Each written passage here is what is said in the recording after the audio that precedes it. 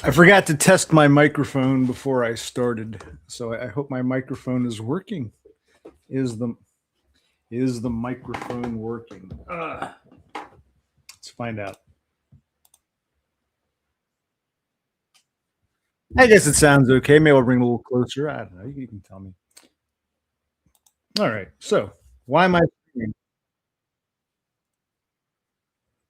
Yeah, let me know how the microphone sounds. Good morning. Well, Horace said you're the one person I can't trust. No, I wanted to stream at a different hour. I've been I poured myself a morning beer, but hold on.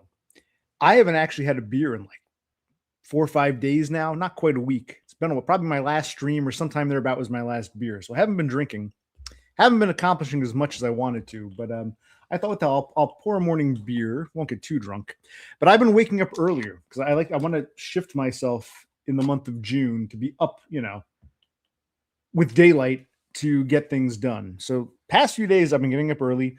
A few days ago I was making a lot of calls trying to find places to rent. There was a knock on the door. Some young spick kid who was like, "Hi, I'm with pest control." And I said, "Look, man, this is a rental. I'll take your card, but I'll give it to the landlord. I can't help you." And he goes, "Well, if anything else, I do other kinds of stuff." And I told him, I said, "Listen, man, I'm moving." He goes, "I got a box truck." I said, "Fine, give me your information. Maybe I'll call this kid up. I got to get over and check out the storage facility that I rented just before my accident back in December to see what it looks like." I was telling this kid, I need someone because I'm injured. Me and my brother, we need a third guy. If you got a box truck, great. We'll start moving shit out. So, but I don't know, because then later on, I texted him. I said, "What's your price, man?" And he was like, "Well, can you take pictures?" I'm like, "Listen, this isn't a move just yet. I want to move stuff out. I'm not sure what's what. How much you can fit in your box truck. So, but I got to get the ball rolling." So, needless to say, I've been wanting to get up earlier, but now I shouldn't be drinking at this hour. And it's also funny. We had a warm snap here in Jersey for the past 3 days. Because what day is it today? Today is what? Thursday.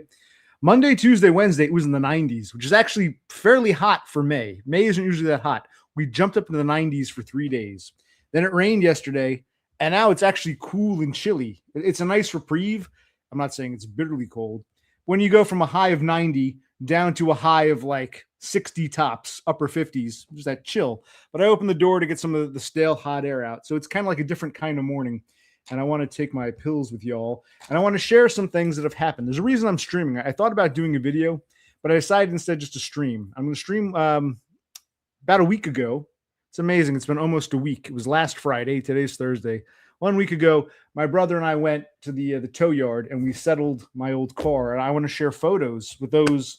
That's another reason I like doing morning streams. You get, for me, the morning, you get different people at different hours. I thought this would be a crowd that would appreciate my the wreckage, the spectacular wreck. But first, who else is here? Yes, happy Thursday, Mr. Nebula. How are you? Occupational kittens, yes. A lot of these places are like, "Oh, important question. Do you have pets?" I'm like, "No, this isn't the important question." My brother's saying like, "This is one dumpy place. The rent's affordable, but they want again the 3 times." My brother's like, "If we had like 7 or 8 grand, why would we be renting in this shithole?" It's just so. But I got to try to, And I'm thinking about if I get that car. We haven't had time. Last Friday, my brother was off. We went to the tow lot. I'm going to share those pictures. Went to the tow lot, the salvage yard where my car was towed to settle that bullshit. Hopefully this Friday we can go take a look at the cars for sale at that. I was showing you whenever it was I streamed last, and maybe even though it wasn't really cost effective, maybe I should go back to like DoorDash and Uber Eats and delivering food because I don't have to worry about a boss. I can hobble around. Maybe I have to go back to that. Can I somehow put that down? Because I was telling this one bitch I was speaking to when I was calling different places for rent. This one bitch, I'm like, "Listen, let me be straight with you. I was in an accident. I probably will have to go back to work in the coming months, but I'm still in physical therapy." She goes, "Well, do you get any temporary disability?" I said, "Yeah, but it's going to run out." Well, maybe you can give us the check for that. And I'm just like, I don't know how thoroughly these places check. So if I give them some TDI checks and show them some, stubs from, Uber Eats and DoorDash, will that be enough? I don't know. Just to prove that we have enough income, to pay the few $1,000s to rent these dumpy apartments. But, maybe. Past few days, I was feeling okay. Not right, but okay. This morning, I felt intense anxiety, which might be why I poured myself a beer. I was thinking, the past few days I've been putting everything out of my mind. Maybe this was some kind of endymion. This was some kind of like withdrawal symptom. I didn't feel bad for the past, like, seriously, my last beer was 4 or 5 days ago. Because, you know, a lot of the walking, a lot of stuff I've been doing, I haven't been drinking. Yeah, I think my last drink was over the weekend, Saturday, Sunday. It's now Thursday. I didn't drink anything, and I felt okay-ish most of the week. But this morning, I got this like anxiety. I was thinking about the past and bad things. You know, is it thinking about that triggers anxiety, triggers drinking, or the drinking, the withdrawal triggers anxiety and memories and things that come back that makes me want to drink again? I felt surprisingly fine these past few days. It was today I suddenly felt the need to pour myself a beer. So it didn't happen within a day or two. It took not quite a week, 5, 6 days. But yeah, today I definitely felt some kind of anxiety.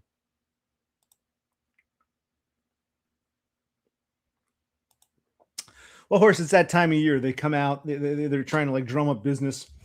And I always tell people, I'm honest. I say, I rent. You talk to the landlord. He's a cheapskate. But if he's going to sell, hey, maybe he'll do business with you after I leave. But this kid said, well, I do other things too. He was all like a college kid, like a go-getter. And I said, well, I'm thinking about moving. He goes, I got a box truck. Now, is it his? Is it his father's or his uncle's? I said, okay, listen, give me your card, whatever. We'll talk, you know. But then, like, because, you know, if I wasn't injured, I told this kid flat out, if I wasn't injured, I wouldn't hire anybody. I just rent a van or a box truck, and me and my brother would do all this. Because of my injury, I might need a third man. And if he has a box truck, well, then I don't have to rent a box truck. He's a third man plus a box truck. But I think he's, like I said, a young college kid. He wants to be a go-getter, but he's probably never actually done this before. I was trying to be polite. I was trying to tell him this is no big thing, man. I'm not some, like, you know, top-notch client who's going to ruin your reputation with everyone for a 5 square mile radius. I'm just like, this is easy going. I think this kid is hesitant. So if he doesn't work out, I might make some calls, but I don't want to hire a fucking professional. It's either going to be me and my brother in a box truck like we always did, which is the original plan. But because of my injury, I'm considering this kid, if he really has a box truck, if him as a mover plus his truck is, I would do business with him. But, you know, I don't know if this kid is scared, but I'll worry about that in a week or so. I got to see what the storage unit looks like. Did you suck off dudes for crack as a teenager? No, I did not suck off dudes nor smoke crack, neither. Now, I'm amazed. You people are up at all fucking hours, man. I'm amazed. I'm usually awake, but I don't want to stream at this hour. Maybe I should have streamed a couple hours ago. What the fuck am I doing? I'm in the process of becoming an alcoholic. Dude, you got to go back and watch a lot of shit. You got homework to do.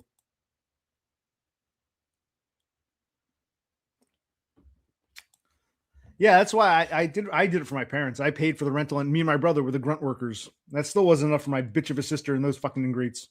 Now, when I want to move things for me and my brother, I'm a fucking cripple. Oh yeah, I should take my pills. I feel like I turned to my father so quickly. He had a stroke, and I organized his pills. Maybe it was all for me because now I'm taking. Here are the pills I'm going to take today.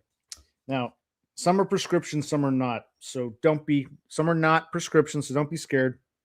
These two, yes, I'm taking them with alcohol.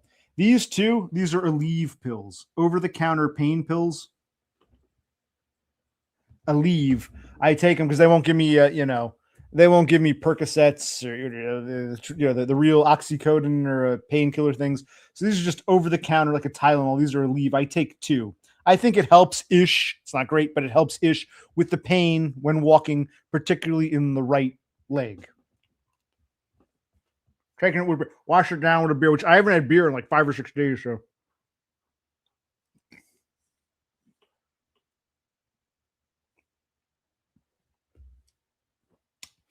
and, like I said, I didn't feel anxious at all. I actually felt pretty good.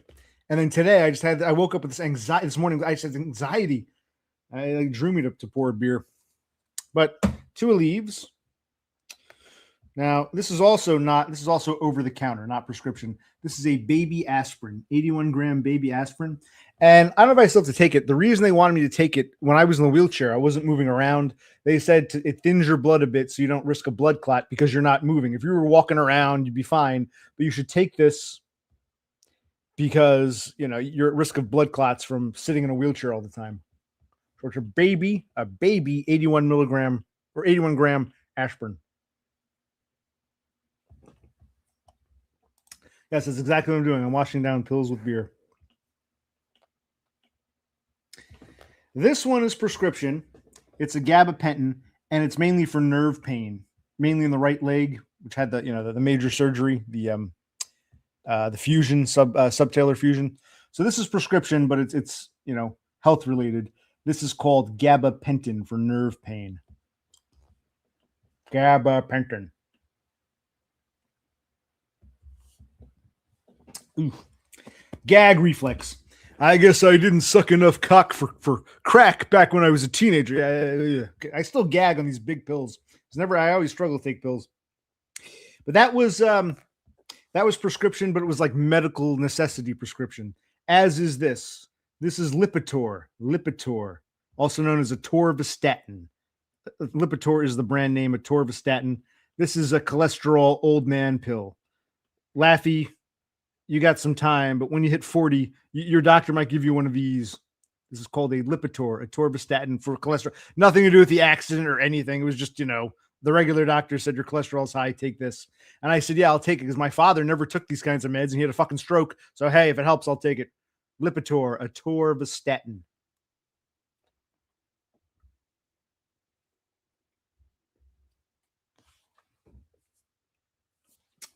And before I take the last two pills, what the hell's going on here? At work, can't watch, want to die. Well, you can always go back and watch the replay. I'm not going to private this video or hide this video or delete this video unless YouTube has a problem with it. This video you can go back and reminisce. Don't worry, it'll be there.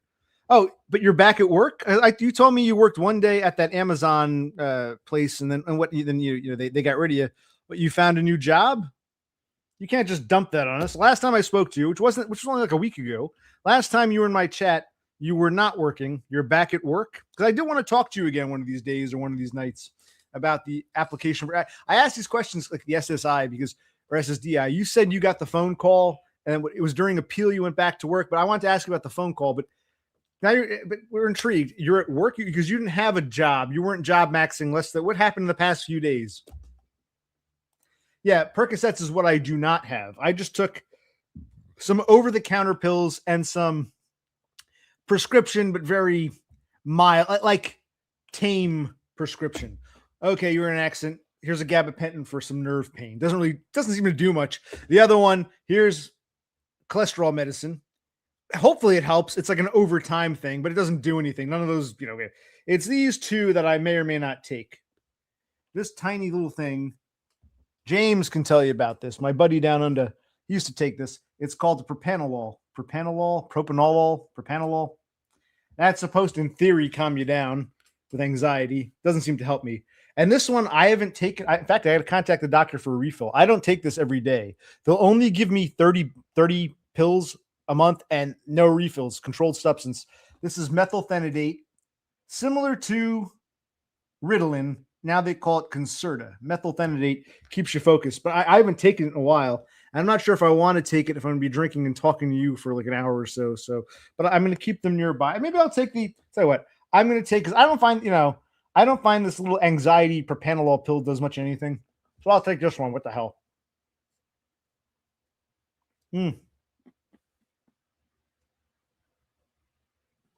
It's a soft pill. I like to chew it up because I wonder if chewing it up into powder helps. Because when I take it straight, nothing seems to happen. So let's see if that does anything.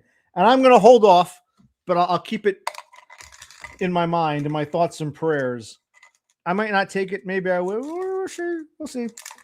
Like I said, and because I haven't been drinking for the past week, this beer might go through me faster than I realize, which is going to fuck me up because I don't want to go back to sleep. Then I'll wake up tonight, and maybe I'll streaming again tonight and I'll be up all night. Maybe like I undid. But like I said, I woke up today. Was it Endymion or Parker Peters? Past 5 days, 4 or 5 days, I felt fine. Today, I just had this intense anxiety.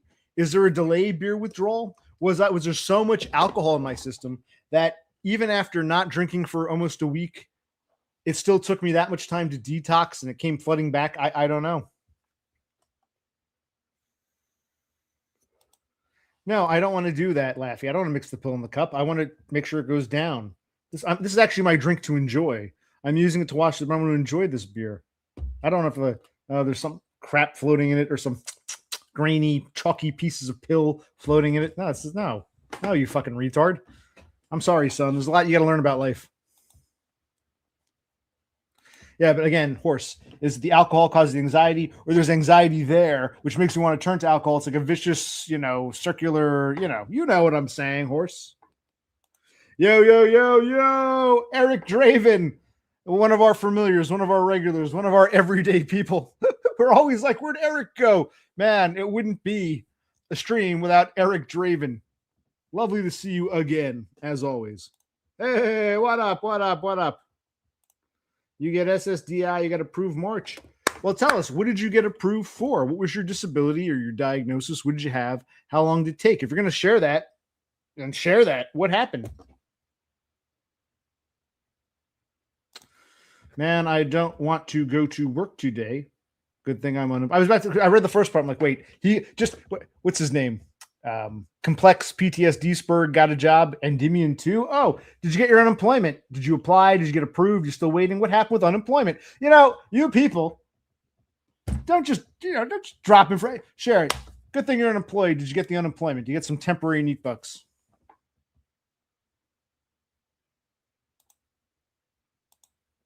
Oh, were you streaming? See, maybe if I'm awake at this time, I can jump on your stream. Oh, wait a minute. It's 8 o'clock in the morning there, a little after 8 o'clock in the morning, and it's a Thursday. So you're at work. They're paying you the big bucks to sit around and stream. Hey, that's cool. But you're at work right now, right? You're in the office. It's 8 o'clock in the morning. Or wait, you didn't go to work yet. You don't go until not. What time do you go to work? You're still at home? You've been streaming from home? Again, you people got to elaborate. No, I don't snort gabapentin. You saw I just swallowed the capsule. Have you not been paying attention? Don't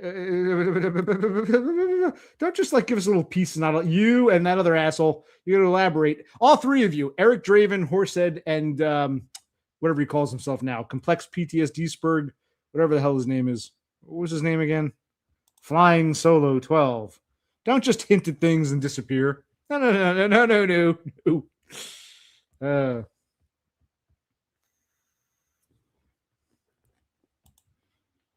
Yes. Withdrawal hit you immediately and lasted a month. Yeah, the alcohol withdrawal, if that's what it was delayed multiple days before it really hit me. Yes, hello, McDuckin. How are you? Now, this is odd. Cassandra, it's what you and Horse are West Coast time. You're awake at this hour? I thought you'd wake up to 10:30, 11 your time to walk a dog. I'm surprised to see you, but hello. As I was saying, I haven't had anything to drink in the past 5 days, and I felt fine. Today, I've been waking up earlier. I've been getting up because I want to readjust my schedule. Today, I woke up, got up early because I made some hot dogs, fried up some hot dogs, some hot dogs with onions, and I chopped up the onions. It was good. My brother, it was pretty good. And it gave me the itis, and I fell asleep last night. Plus, I did physical therapy. I want to talk about physical therapy, but more importantly, I want to talk about settling my car. But anyway, have not been drinking, haven't been productive, but haven't been wasted these past 5 days. And yet today, I really felt hit with anxiety and said, I got to have a beer. Fuck it. And a stream. Maybe beer and streaming is like my copes or my escape. I am too, Laffy. You smoked that one, you took a drag off that one cigarette and said, good job. Well, I find it strange. You got kids now who say, I've never smoked a cigarette ever, but I vape. It's I kind of get it, but I kind of don't. Never smoked a cigarette once in my life. I've never ever smoked. Well, that's great. But I vape. It's like you vape. You never smoke a cigarette. To me, vaping was a replacement for cigarettes, but I guess to a generation that came of age with vape. Ooh, not interested in cigarettes. What's this thing? Oh. I still find it weird because vaping didn't become a thing until I was in my 30s. If you don't smoke, why would you vape? But that's just, I kind of get it, but it's still weird to me. Well, yeah, is it the withdrawal is causing the anxiety, or the anxiety came hitting me and it's like I was doing okay these past few days. Now the anxiety's back. Time to get drunk. Could be,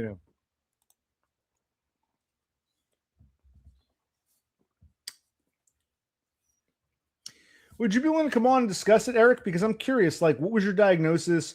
Did you have to appeal? How long did it take from the time you applied to the time you got approval?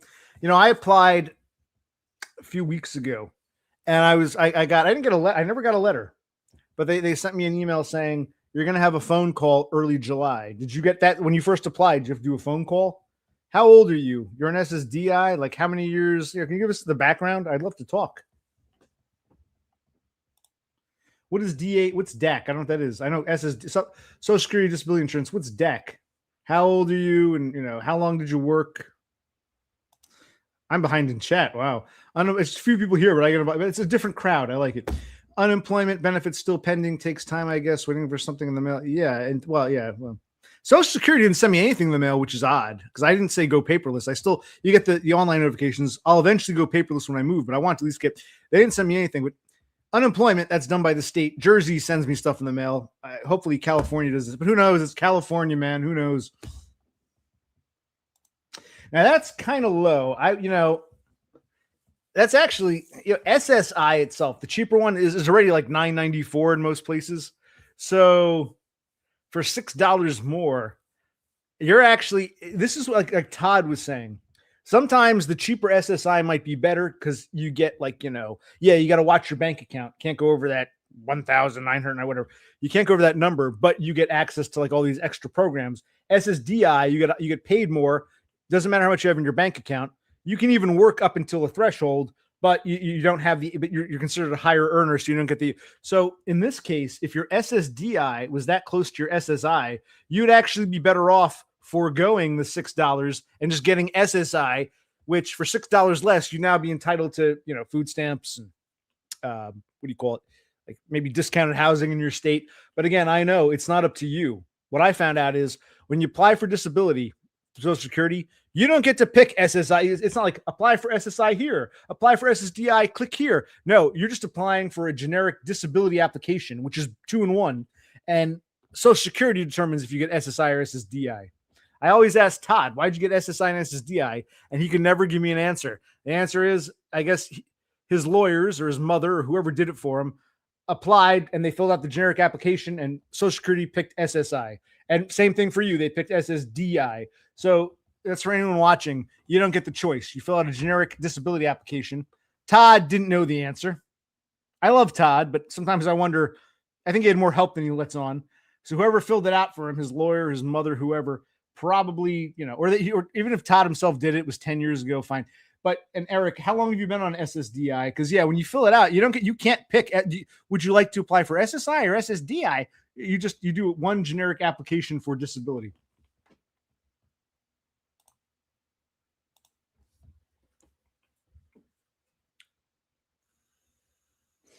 Oh, okay.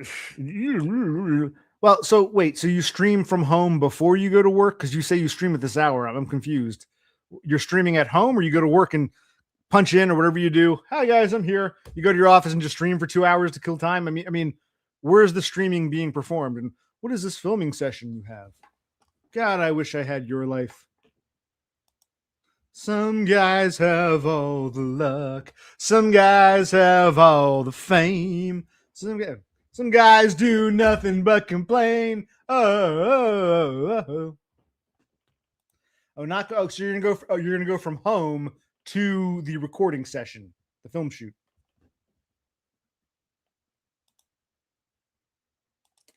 How tight is your mussy? I don't know what mussy is. I know what bussy is. DBF taught me that word. I don't know what mussy is. You know what that reminds me of? I haven't thought of this in a long time. And I don't know if it's still around. And maybe Cassandra would appreciate this.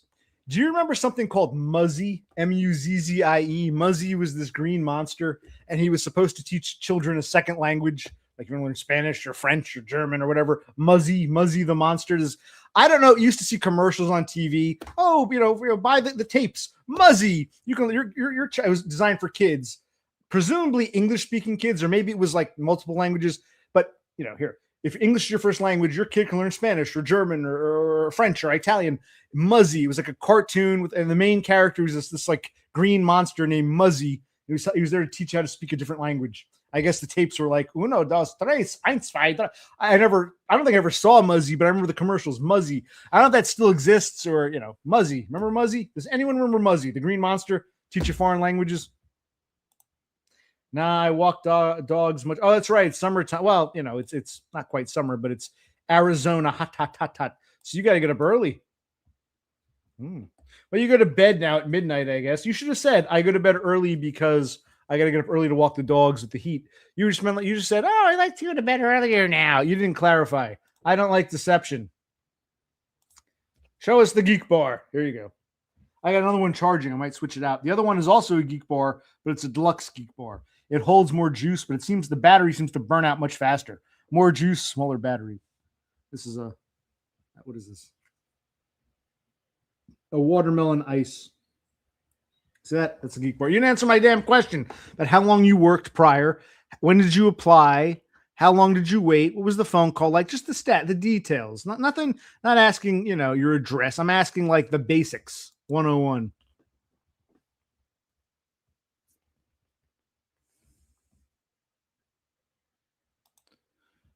Prodruncative. Shouldn't be prodruncative. There should be an I between. Prodruncative. If we're going to make up nonsense words, let's make them up properly. Let's speak proper English, even if it's nonsense. Prodruncative. Hey, what the hell are you doing here? Shouldn't you be in the produce department? Because you told me you get up at like 5 in the morning to do produce. This is Cthulhu Sloth. Cthulhu. The young people. Well, you define as young. To me, you, Thule, are the young people. Count your blessings. You're still young in your 30s. Even I feel youngish. It's actually a weird transition where I still feel youngish, but now I'm like an old man. Hey, just amazing. You'll find out. Give another 10 years. Or ask this guy. He's over 50. You ran out of edibles, and Dimian won't let yourself buy more. Well, don't buy more until you get approved for your California's unemployment.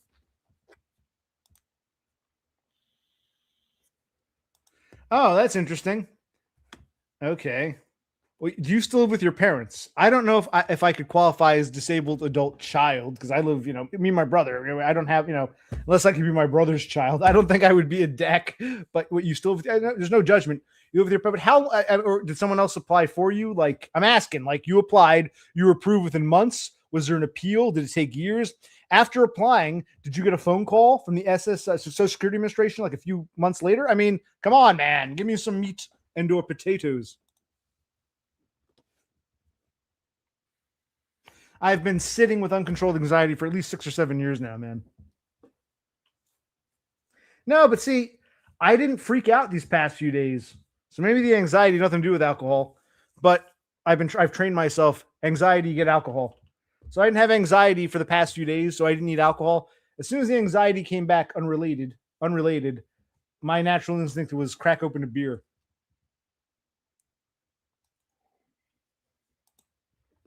Oh, your father gets SSDI. Well, that makes no sense. I know adult disabled children can get SSDI at their parents' rate, but if your father's on SSDI, you can also get SSDI.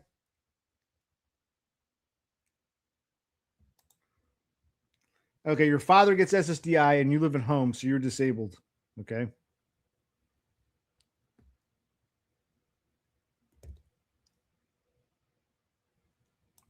Oh, wait a minute. No, wait, something's not making sense here. This doesn't make sense. What you're saying doesn't make, well, then again, you're a disabled child, but with SSI, if for some reason your SSDI rate is lower than SSI, they'll actually pay you SSI to catch up to the 994. So if you had SSDI, but it was like a really low rate, like let's say it was $800, they would pay you like the 194 to catch up to what SSI itself would be. So you should be getting at least 9 something just from Social Security, I'd imagine. But is DAC part of Social Security? Wait, did you apply yourself or your parents applied for you? Or how long was it you were waiting to get approved? I didn't think there'd be so much conversation. I thought I'd be sharing pictures, and I didn't think there'd be so much conversation, but okay, well, we'll see where this goes. He could be. It's hard for me to tell. I get so excited with Neat Bucks talk that I ask.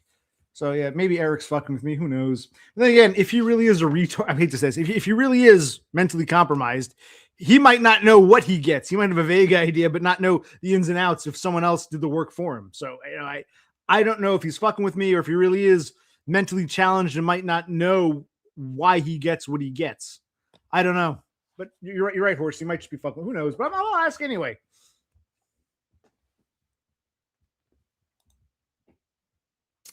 Horse, you stream from the office. You go into the office have a free hour or two. Wow, must be nice to get paid for extra lunch breaks. 2 hours of just, wow, it must be nice. What song? Oh my God.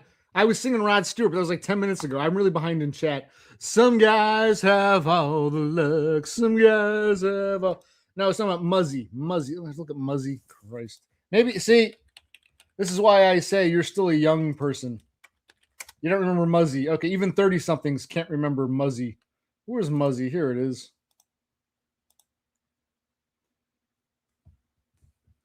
British animated film created by the BBC as a way of teaching English as a second language. Okay, but then they did the opposite way. We teach English speakers how to, it was, designed for children. I'd see commercials. Muzzy. Muzzy, Wuzzy, Muzzy. Here, let's see if we get Muzzy up. Let's pull up. Where the hell am I? Streamer. Let's pull up Muzzy.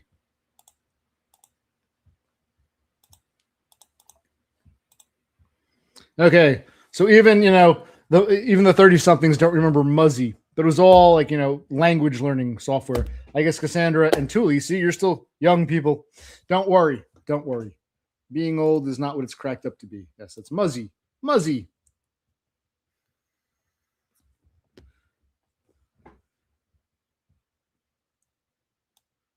Does Horsehead remember Muzzy? There's even too young.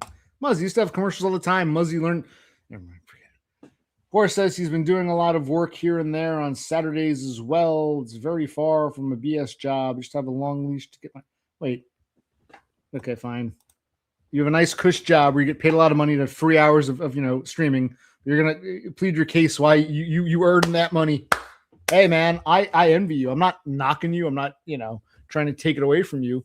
I'd be like, cool, I got a nice cush job. You don't have to prove to me what a hard worker you are. Try doing real wage slavery. You don't have to prove anything to me, horse, please. Yes. See, I think Draven is correct.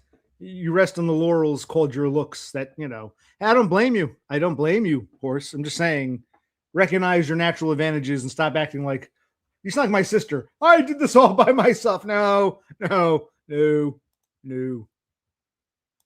Muzzy, yes. You're okay. Everyone's at these children, these 30-something kids are like, okay, you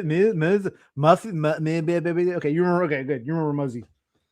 If you can remember Muzzy, you're officially old, apparently. Because no, I guess it's not around anymore. Who knows? Who knows? Haven't thought about it in years, but someone asked me a question about Muzzy, and I'm like,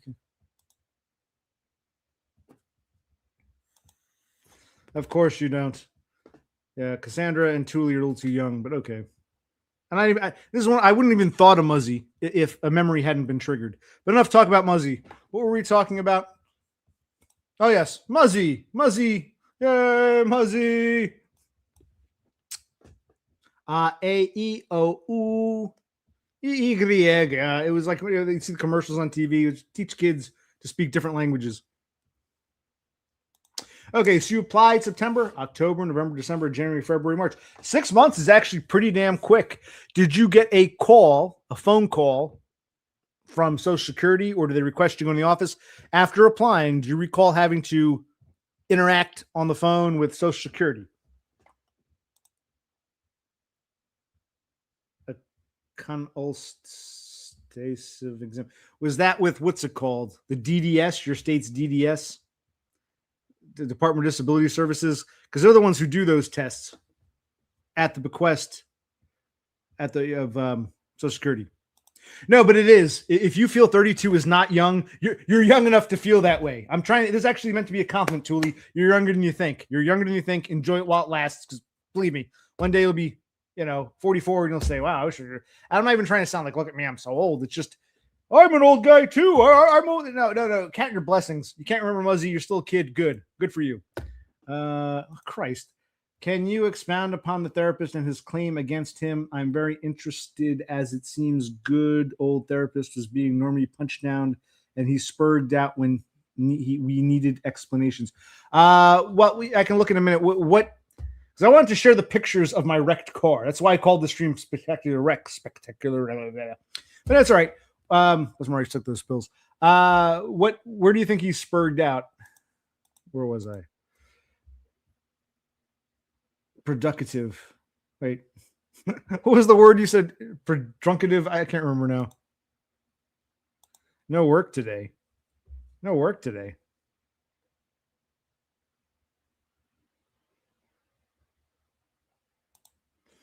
The anxiety never goes away. See that? Even if you have that 6-figure job where you can go to work and stream for 3 hours, and go home to a beautiful house and wife and kid, that anxiety, it never goes away. See, ascension is just more anxiety. So you got a letter in March and you went in the office and you got the non-medical review. That's interesting. Social Security didn't request a non-medical review from me, not yet. Well, maybe that's what's going to happen when I have the phone call. Why did you go into the office? Did you get a letter or did they send you something or call you saying come into the office? Why did you go into the office for the non-medical? You got your back pay. Back pay from when? You applied in March, you said. You got a letter in March. When did you apply? I'm confused by this story. No, but that doesn't answer the question. You're saying you were approved in March, got paid in April. When did you apply? Yes, that goes without saying. Congratulations. It's people like us who need bucks. Yes, low IQ. Yeah, if you want to come on talk, I'll bring you on. That's cool. Well, we can judge for ourselves. No, I'd like to talk to you. I'll bring you on. Why not? Yes, Muzzy, the bilingual. Like I wasn't even Muzzy just came up because what's his name? That kid mentioned what's his name? Laffy mentioned like Mussy. You made me think of Muzzy. Something I wouldn't have thought about, and something that even the 30-somethings don't remember. I guess this really does go back. I guess decades have flown by. Muzzy. Anyway, enough of Muzzy. I've had enough Muzzy.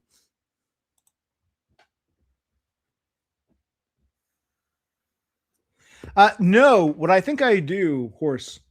I'm like I've been said. If I were in your shoes, I probably would have imposter syndrome too. I do feel for you. I realize, I guess, and that's why I want to show you the spectacular wreck of my car. I guess because I actually sent a picture to James and Donna, and they're both like, "Wow, you're lucky to be alive." So I guess we have to count our blessings. When I see people, because I'm pretty fucked up, when I see people even more fucked up, I realize, well, at least I'm not that. So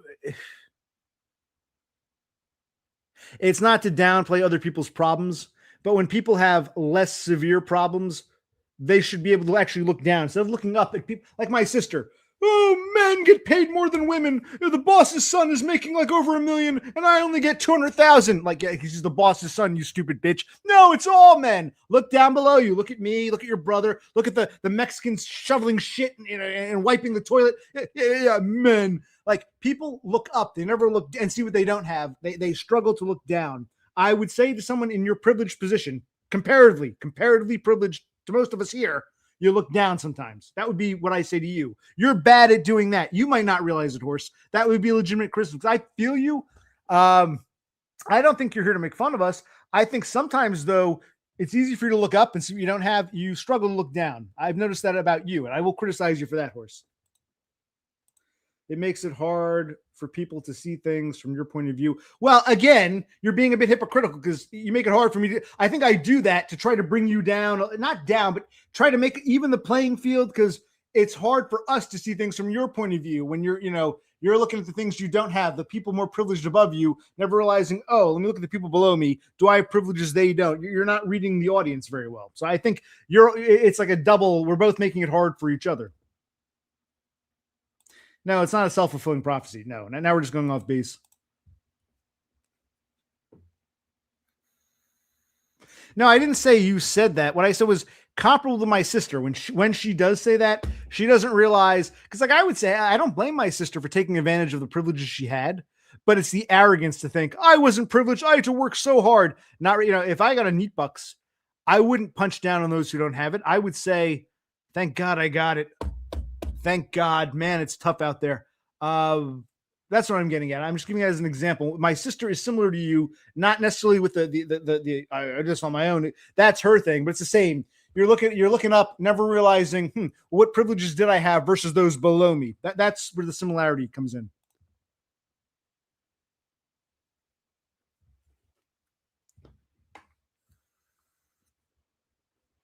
I'll send the link in a minute. I'm going to take a piss. I actually thought I'd be sharing the photos of my wreck, which I'll get to, but hey, Streams, you never know where stream's going to go. I'll send the link in a minute. Where are we? I'm so behind in chat. Is there anything super important here? Once you've got something good in life, you don't have to do anything to maintain it. So it's not what anyone's claiming. Now you remind me of my sister being all Weasley. It's so hard because I'm in the six figures. I got to fill out a special separate form for taxes that you peasants don't have to. Oh, I have to fill out more paperwork. Oh, the new Porsche I bought has a higher, loan rate than if I bought a fucking Toyota. Oh, it's so horrible. Like, please, seriously, please. I'm happy for you, but really, please. Give me a minute. I'm going to take a piss and I'll drop a link. What else is going on?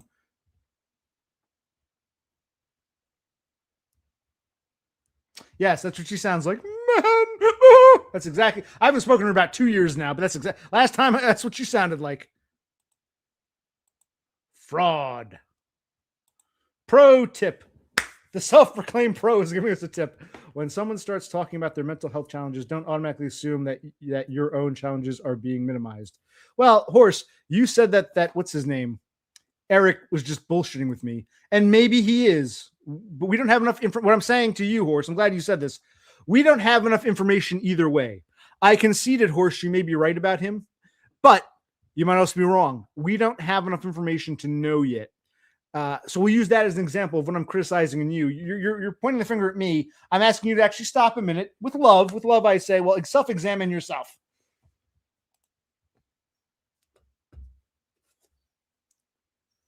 I'm talking to you in good faith. What, we can't criticize or disagree with each other without it somehow no longer being good faith, Horse? Yes, JT, this is fake and gay. Go bye-bye. Go to your real and super manly heterosexual Village People concert or whatever. Bye-bye. KK, gonna take a piss. And if you really want to come on, I'll drop you a link. I will drop a link if you're serious. And we'll talk. Give me a minute. Let me put up one of these damned, where is it?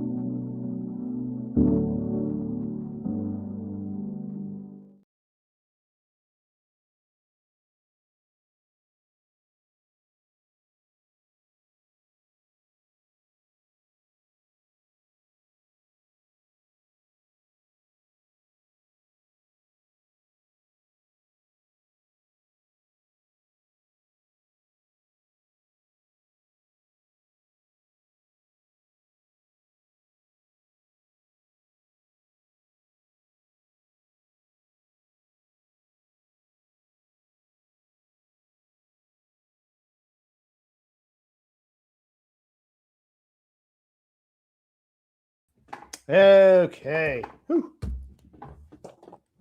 What used to take a minute now takes 2 or 3.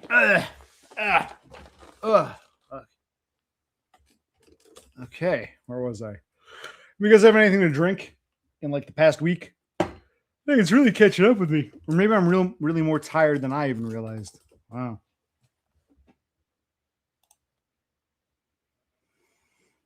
Well, I don't know, man. An 80s drummer.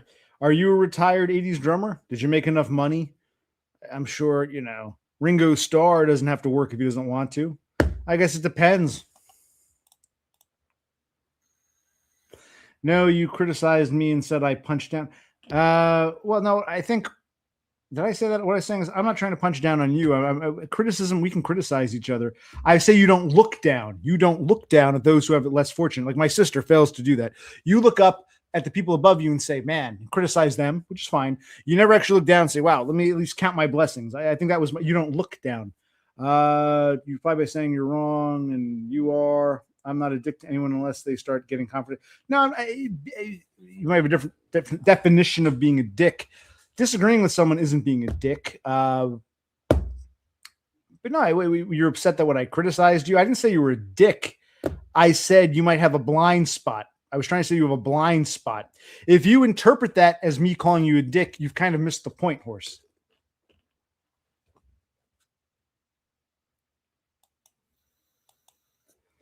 Oh, he's pretending to be from Dokken, or didn't they, when that band broke up, didn't they start burning the records? They all like regretted, even though it gave them the lead singer.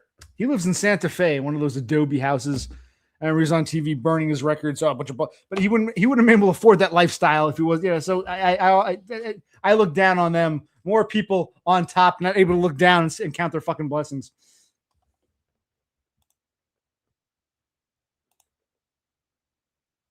All right, whenever you're ready to send the link, yes. Let me send a link. This might be a disaster, but we'll try it. But no, I wasn't, horse. I think you misunderstand. A disagreement doesn't mean I'm calling you an asshole. I'm saying I'm criticizing an aspect I see in you. And if you're interpreting that as something hostile, this is the problem I have with normies. A little criticism is somehow interpreted as like some personal attack, which is not the case. Let's see if it lets me paste this.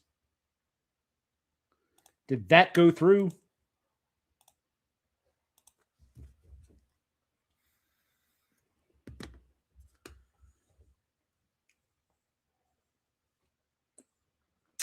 Well, we're waiting.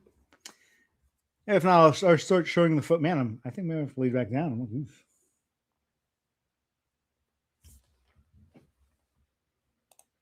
Yes, it does. But you're free to click on the link too. You can ascertain my tone. I think being a Spurg, I think oftentimes even people I get along with misunderstand something. I say something and they run with the misunderstanding, and I'm like, huh?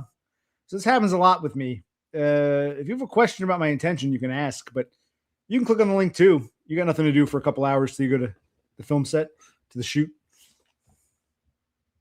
I put the damn link up. Where's this asshole?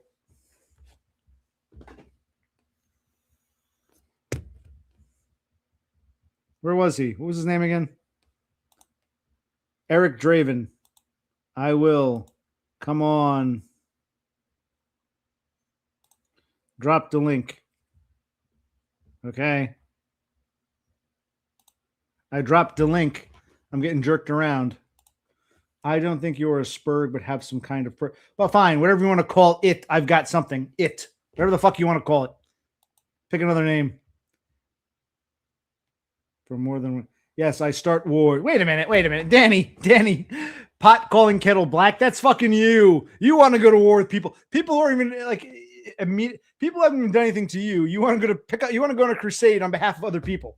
So don't give me a lecture on starting wars. The warrior himself, the wannabe, manly warrior. Yeah, come on, Danny. And come on. All right. How are you, Eric Draven? Let's just call you Eric Draven, the 999 story. How are you doing? Yeah. What's up? I'm good, man. How are you? You sound like JT. I guess. Yeah. So, show us your face. Show us your face. Why not? I show mine. What do you look like? Okay. Nice to meet you. Actually, you don't have to show face all. Can you show us real quick? I want to make sure you're an actual person, and then you can put your face away. Yeah, gosh. I don't want somebody to troll me though. Like, just take a screenshot, Fine. All right. Well, tell us. Okay, so you obviously saw like I'm an ethnic, so I saw. Yeah, I saw. Look like an ethnic guy waving. Are you what, Hispanic or Indian or Arab, or you're not white or black? You're not Oriental. What are you? I'm a South Asian, so that would be like Pakistani. Yeah, I use the term subcontinental. So like Indian, Pakistan, Bangladesh, I lump you guys all together. So you're what I call a subcontinental. I guess you're a Muslim. You're probably Muslim because you're Pakistani. I'm assuming. Yeah. I'm Like I guess I'm Christian. Like I am personally, but I know basically all of them are Muslim. Yeah, you're right. So Right. yeah. Okay. Well, can I ask how old are you? Can you give us an age? 26. 26. You're lucky. You're still in your 20s. I'm in my 40s. You got an SSDI. Can you tell me, did you work? Did you have jobs in your teenage years or earlier 20s? Or Dude, I only worked funny enough, it was at 7-Eleven, so the whole Arab thing and the right? like texting thing. So, Yes. dude, I worked for a week, and then I obviously, as you know from the chats, I'm low IQ, so I had like a crazy episode where you spurg out, and I was like, "Fuck this, I quit." No, So no, I yeah, appreciate your honest, but can I ask, well, first, how long did you work there? Like, if you told me you're 26, if you worked there from like 16 to 25, that's 9 years, or you just worked there for a few months, like, how long did you work at 7-Eleven? dude, this was like 7 years ago when I was 19. So like Okay, but how long, you were 19, but how long yeah, were you there? A few months or? no, dude, like at least like 10 days only. So yeah. Okay. So then the reason I'm asking, how do you have SSDI? Because your father's on it. Because I thought to have SSDI, you had to have a work history. You're saying you got an SSDI as the child of a parent who's on SSDI. Is that what you're claiming? Or? No, so like okay, so I get DAC obviously, which is disabled adult child, and then because I live at home and my dad gets SSDI, so I get that, and then I get SSDI, and for that they told me this that you don't have to have like a work history. It's just all based off of your Well, mental health history, well, no. So No. Here's what I heard. mhm. You can get SSDI if you're young and one of your parents, you can qualify under a parent. So I'm in my 40s. It wouldn't apply. For me, I have to work for it, which I did. What I'm saying is, in your case, it sounds like you get SSDI as you were still young enough. You were probably when you applied, you were 25 ish. You were still under the threshold. So you got SSDI based upon your father's rate. But I'm still confused why you're not the DAC. Is that Social Security, or who gives you DAC? Is that federal? Is that a state program? I don't know anything about disabled adult child. I don't know who gives it, but like obviously it was on like the award letter, like disabled adult child. Well, they call it something else because like I think it's called. I mean, I could like it doesn't have any like personal information on the SSI website, as you know. Like you have one, right? You have the website. Hmm? Yeah, and then like it's not going to show anything personal. Why don't you just look at yourself? It has nothing on it. It has no address or Right. anything. So So I guess between the DAC rate and your remaining SSDI rate, you get about 1,000. there's nothing personal on this. So just look at it for yourself. I'm too retarded. So the retirement is basically like for my dad's. Oh, well, that's not SSDI then. I'm glad you showed me. That's No, this okay. is this is. Okay, that's SSI. Okay, thank you for showing us. So you get SSI 567, and you get a retirement as a disabled child. So you don't have SSDI. You've got SSI plus this deck. Okay, I'm glad you showed me. Yes, next payment June 1st for Sanjay Parvez. Okay, now I'm joking. Anyway, okay, yes, okay. So that's why I ask. I'm glad. I know you said you're low IQ. I admire your honesty. You have SSI, and they probably take out SSI because you also get the deck. So instead of giving you 994 SSI, you get the deck payment and then the remainder in SSI. Now it Yeah, makes sense. Okay, it makes and then sense. I Right. get the deductions because the reason you were asking about like why do you get so low you don't get 994? Well, I did for like a month, but then I have that shitty Medicaid because I'm poor, so I get like the I guess they call it like the special Medicaid, so they had to deduct my 994 down to 567. So Right. That's exactly. Yes. You got SSI, which is the cheaper one, but that gets your Medicaid and potential housing in the future if it comes to that. You got SSI. And then when you were approved for the deck, I'm assuming you were approved for deck, like you said, a month or so later, when they said, okay, you're approved for deck, but because of that, we have to lower your SSI rate. So your SSI went from 994 down to 541 or whatever it was, but yep. you make up for it with the deck. So because you told me, not I understand, you told me about your mental limitations. You told me you had SSDI. You have SSI plus deck. Okay. Good to know. Good to know. Can I ask you? You're 26. Can you tell us where you live, or is that what state? Not an address. Do you live in? Oh, dude, I don't mind, dude. Like what's it called? I live in nostalgia bashes state. I'll just say that. Michigan. Yep. Michigan. Okay, so you're in Yeah. Michigan, and Yeah. you're Pakistani. 26. You worked for a bit when you were 19. Yep. Can I ask, what is your father's on SSDI? What's his disability? Okay, without like giving too much, like so like he actually he he worked in like those shitty factories all day. And then Mhm. you know how in the factories they make you like lift like crazy amounts of weight. Very So well. Yes. Explain this to Horsehead Nebula, who thinks his video editing job compares to actual grunt work. Yes, I'm well yeah, aware. Yes. Okay. hey Horsehead, you're handsome, but we gotta give it to you straight, man. Yeah, we Dude, gotta give it. you haven't We done gotta give it to you straight, Horse. Okay. Yeah. you don't you haven't done work like this. I mean, I haven't either, but I mean, it's hard, man. It You is. Oh lifting yeah. 100 pounds. I don't know how many pounds he was lifting. Both of his arms like just got shitty, like torn. He got to have surgery on it, and then he still can't really like do Right. anything, you know. So yeah. Well, this is what I'm saying. I'm not, and for these other people, like this guy JT, I'm not asking your address. You're in Michigan, close enough, good enough. You're Pakistani, you're 26. I need to know what kind of job. Don't need to know the company. Your father did warehouse type work, and his disability is physical in nature. He got SSDI for physical disability, is what you're telling me. Yes, physical. Yep. That's basics. It's like this isn't like asking you where do you live, what's your name, which this is just okay. So your father is on SSDI for physical, and you as the disabled child, you got you applied for I guess you applied the disability application. You got SSI, like you said, for 1 month they gave you the 994, and then what happened? You got a new letter saying you're eligible for DAC because your father's on SSDI and you live with him, so you're a disabled child, but we're gonna withdraw from we're going to lower your SSI rate because you're now getting this DAC. Is this accurate or No, so they said like I said like earlier they said we're gonna deduct like we're gonna take the rate down of the SSI because I'm getting like this special type of Medicaid, like I said, because I'm poor, and this like Medicaid is like it has something to do with like Social Security. I don't know, like they just said that that's what it said on the letter. It didn't have anything to do with the disabled adult child because that's like separate. But they said just because I'm getting like special like Medicaid or something, they're like, no, we got to lower it. But I was lucky enough. I got like 1,445 because I was getting the 994, like I said, like you said for April, and then I got like 1,004, and then I got the back pay, like I told you, you know. So yeah. so you got 1,445. Yeah. SSI is 994. 94. Yep. Yep. Right. Where did the extra 451 come from? That was the DAC, the 451. Yeah, that was a DAC at the time, and the DAC So you got DAC and Social Security together.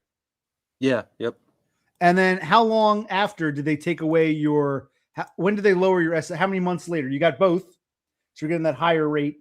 And then when did they give you the special Medicaid?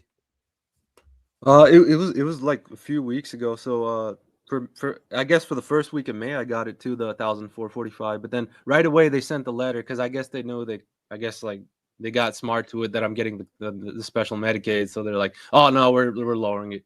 I have the letter somewhere upstairs too, but yeah. That's okay, but the letter, you still get the same DAC payment. Your DAC payment didn't change. They're just deducting from SSI because of your special Medicaid. DAC payment is the same. I'm not sure. I have to look at it again. It's like 441. You saw it. And then it's like it went from the SSI went from 994 to 567, which is I kind of got like annoyed with that, but I was like, at least I got the 2 months of they didn't know. Well, yeah, at least you got the.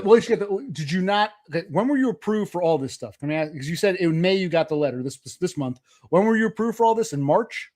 Okay, so like I said, May was like they're deducting like because of the Medicaid, but I got approved in March. Right. So for 2 months, 2 months you got the full SSI 994 plus the DAC payment for 2 months. Yeah. So did you have insurance for those 2 months, or how did you get on the special Medicaid?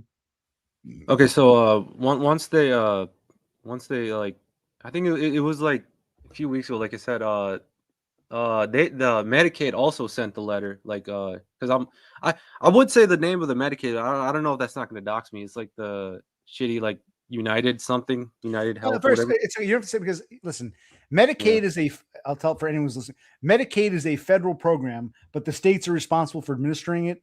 So which state you live in offers, like I'm in Jersey. If I'm in Jersey and I get approved, I'd pick from the Jersey plans. You picked the Michigan plan, but I'm asking, why was there a delay from the time you got approved for SSI and DAC in March? Why did it take 2 months for you to get approved for Medicaid? That's what the part I don't understand.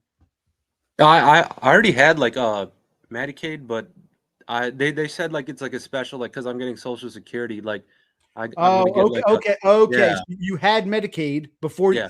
you were approved, if I understand Yep. correctly. You had Yes. Medicaid, and then once you got approved for this SSI DAC, it took 2 months, March, April, May. It took a Yeah. couple months, but then they said, okay, now that our records, this must have been Medicaid, said our records show you're getting SSI plus Yeah. DAC. Therefore, you've got to go to a different program. Therefore, we're going to deduct from your Social Security because you're now in a different. You were on Medicaid. You're on a different type of Medicaid because you're on SSI DAC. Is that correct? Yes, exactly. Yeah, I couldn't have said it better. Yeah. Yep. Okay, there. Okay, that explains it. Okay, so yeah, that was Medicaid saying you were on Medicaid, but now that you have this Social Security money, we're going to deduct from Social Security to pay for a new type of Medicaid. I got it. Okay, Right. that makes Yeah. sense. Okay. Yeah. Right. So Yeah. no, I said, well, if you don't mind me asking, what's your like Social Security, like the whole journey? I keep up with some streams, but like what's happening with you? I applied. I forget what day it was. I think it was May 6th. I applied for Social Security. I said, "Fuck it." I was drunk that morning.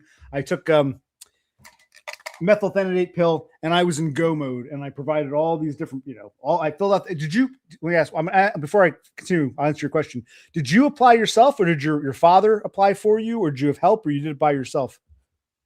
I basically just did it by myself, like I said on the phone, but like my dad had to be there because of the whole disabled adult child Right. thing. You Like, have a, yeah. I did mine on the internet. Now, when you did it on the phone, did they ask you? Because they asked me on the internet to provide all the different doctors I've seen for whatever, like your neuropsychologist, psychologist, psychiatrist. I had to list all my doctors, their names, their addresses, their phone numbers. Did you have to do that when you applied? Yeah, what's funny is like I didn't know like they tell you like get the records, and I got the records from all the hospitals. I've been to a lot, obviously, as you can tell, like low IQ and like spurting out. So I got all the hospital records, but they're like, no, okay, we're gonna get the records ourselves too. So just in case, have the records like physically, just in case we are not able to get Yeah, them. Yeah. I've read stuff online. They say get the records, but sometimes even if you get the records, they don't accept them. They're supposed to find the records themselves. But then how do you check? What if there's a record they're missing? How do you check to know what Social Security has or doesn't have? But yeah, that's what I was curious about. Because what if they miss something important, like my diagnosis? I can get that record, but how do I know what that is? There a way to check what they have in their file? I mean, maybe I'm asking the wrong person, but No, how? actually, that kind of happened because like with my new like I have a nurse practitioner. Like I don't know if you see a psychiatrist or whatever. But, she's the one like she wrote like a letter like for the disability, like for the examiner, like when they're doing it. So I had to go to the office with that letter, printing it out because that was written like in September before I applied, and then I had to go to the office the next day, and then she said, okay, I'll put this in as medical evidence, and she made a photocopy of it, and then that was put into my file, I guess. Yeah. Yes, what I understand, medical people, whether it be Hmm. doctors, psychologists, nurse practitioners, they have access to the Social Security. They can upload. Hmm. You don't. You can upload documents of yourself, but you can't see what Social Security has or doesn't have.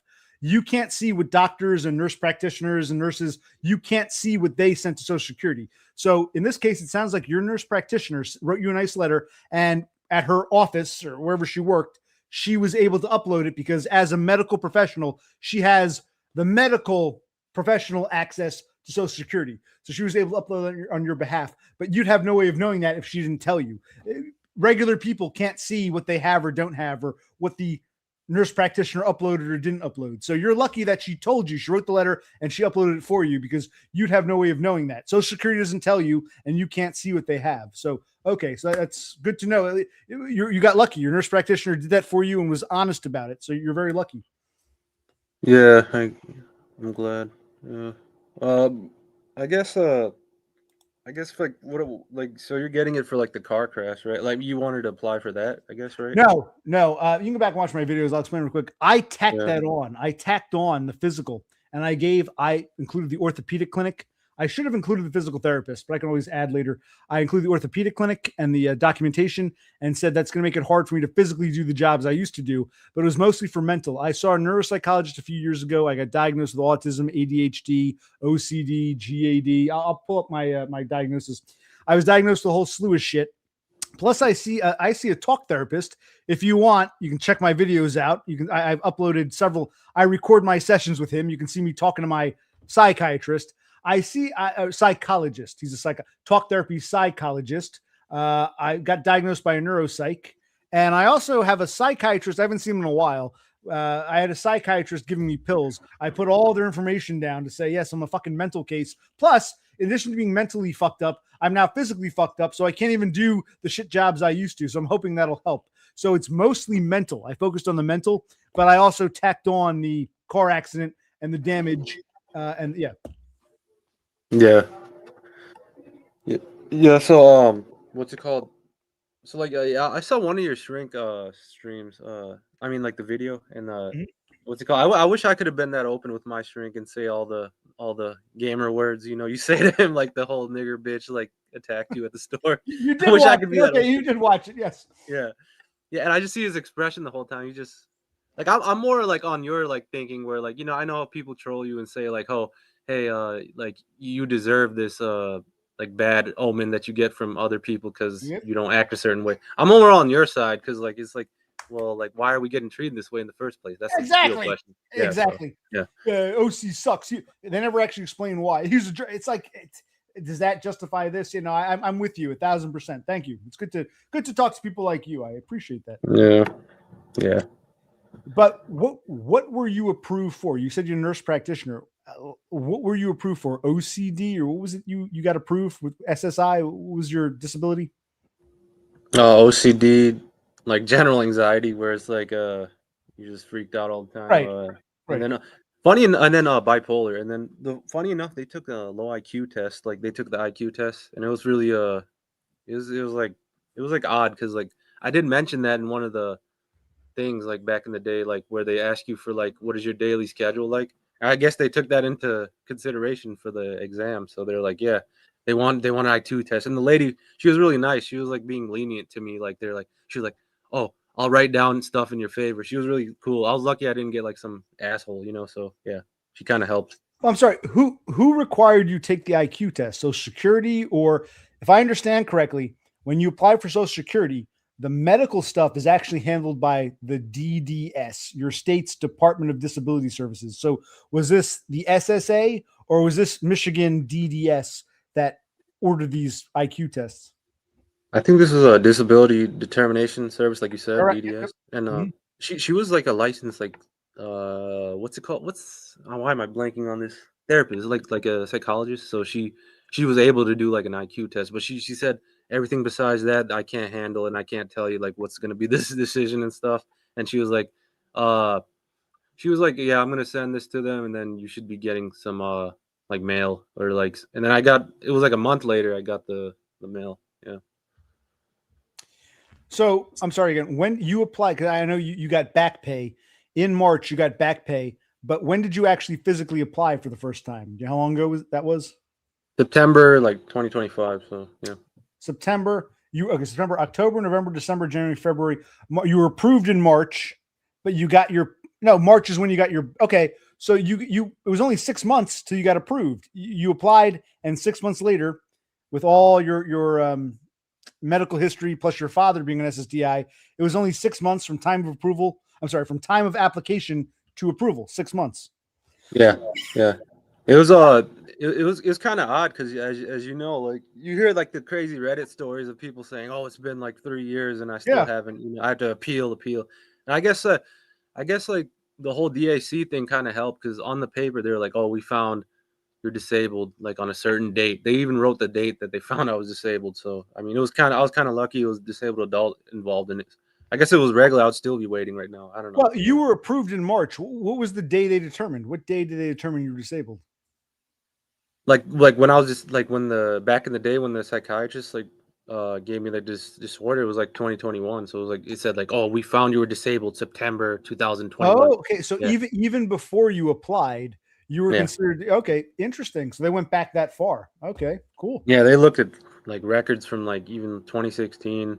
Like so I had my first time I ever saw a psychiatrist was like 2016. That's when I had a spurg out moment. Uh And then like I went to the mental hospital. And then from there they looked at all those records, like every page. It was like 60 pages. And I went like 3 times, you know. So I mean, yeah, they looked at every record. So yeah. You're like a younger, browner version of Todd. You had Yeah. you were in the psych ward. You got all this documentation. You got approved after a few months without any need for appealing, without any need for lawyers. You're like one of my heroes here. Congratulations. But is that, you said Thanks. you're 26, 20, how old are you? Yeah, 26. Yeah. You were born in the year 2000, I'm guessing. You're going to be 27. Not 99. 99. So yeah. Yeah, I was thinking I was like 17 when you were born. I'm thinking to myself, wow, in your short life, you've managed to get approved after 6 months, no appeals, no lawyers. I'm jealous. I wish I had your. This is awesome. I'm happy for you.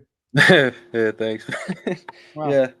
Yeah, I always say like you know, from the streams I watch, I so like are you gonna appeal or anything? Like what did they say to you? Well, no. What happened is before first I have to get denied. If I get denied, I'd appeal. I Right, still right. have. I applied in early. It was May 6th. I applied. I've got a phone. I applied on the internet. I did an online application. I got a phone call pending, a scheduled appointment to talk to Social Security July 7th. So month and a half, about 6 weeks from now, I got to talk to them. Then it goes to DDS for determination. So that's why I was asking people. You applied on the phone. Yeah. I applied online. I don't know what this phone call is going to be about. So I got to figure out, what to say. And I don't know. Social Security, they want to call me. Do they need more documents? I have no idea what they're going to ask me. Do you have any idea what they might say to me when they call in early July? So you said that they didn't send you a letter or anything right now? No, it's Like weird. recently? Yes, I did not go paperless. I chose to still get mail. They haven't mailed me Mhm. anything. If you go on to the internet, Social Security, I got a Yeah. notification saying you have a phone call scheduled for July. Okay, I thought they would send me a letter. Maybe it'll come in the next week or so. I got a phone call in July. That's all I know. Right now, I'm waiting to have a phone call with them in July. Phone call. I guess that would be like a non-medical review, I guess. I don't know. Like, Yes, I would assume so because Social Security doesn't do the medical part. So if the call is with Social Security, it's probably non-medical, and then from there it would go to DDS for medical. Yes. yeah. Yeah, I guess like I guess just like try to like wait it out because like there was, even though it was like 6 months for me, dude. Like I know like it's the grueling part in the middle. Like that's the hardest part. It's like screw, like why is it taking so long? And then I went on like Reddit and everything, like I said, and I was like there. But like yeah, so you said like July, so I guess just see what they say, and I guess you can ask somebody like you know where's like the application at, because you have your local like office like phone number, right? You have it, Well, yeah, but the they're the field ones. office. Yeah, the field office. They're the ones who are going to call me anyway, so I can call them. But they're going to be the ones calling me anyway. I was hoping Yeah, to get. I was hoping to hear from people who applied and then had to do a phone call. Like, right. yeah, I applied, and then a month or two later, I do a phone call. I was hoping to hear what the phone call is all about. And Yeah. I mean, I'm glad you're talking to me, but it sounds like you applied on the phone, so you probably did the phone call part when you were applying. So, Yeah, I did. Yep. Yeah, right. exactly. It was the same day. It was like and then like I said, like during like the middle, like you said, like July and stuff, I was actually calling like the field office, and like they give you like pretty detailed updates on like what's happening. Like, and then they were like, oh, so like you should be getting something in the mail, and I can see it, and it's this and that. And it was a while before I found like that phone number. Like it was like it has to be like your local office, but then I would say like try like finding that number. And then they ask for everything though. They're gonna be like, oh, what's your SSN number, and like what's your full like real name and stuff. And like you just have to go through all that and then just ask them any question you want. They literally will talk to you like for 50 minutes if you have a lot of questions. It's pretty decent, I guess. That's cool. What are some good questions to ask? I said what's the status of my application? Because they always say like if you want to know the status, click number 1 or click pound or click 2. And I always click that one. So, and they give you like a pretty detailed if you ask a few questions. And then I asked like what's coming in the mail, like they told me something's coming in the mail, and they can tell you. And they're like, oh, it's a letter about there's going to be a non-medical review, and like or wherever your like status of your application, they'll tell you like where you're at, you know. So it's Well, yeah. let me ask, what was the non-medical review? What do they want for a non-medical review?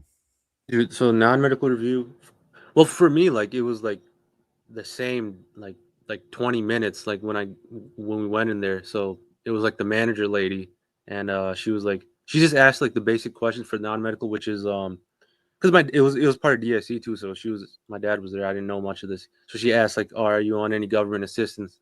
I was on food stamps, but they took that off too because I'm getting that. Then she asked, "Do you have any like burial contract when you're dying? Do you have life insurance?" And she said, she asked like all these questions like, "Do you own do you own any like jewelry in the bank or something?" All that.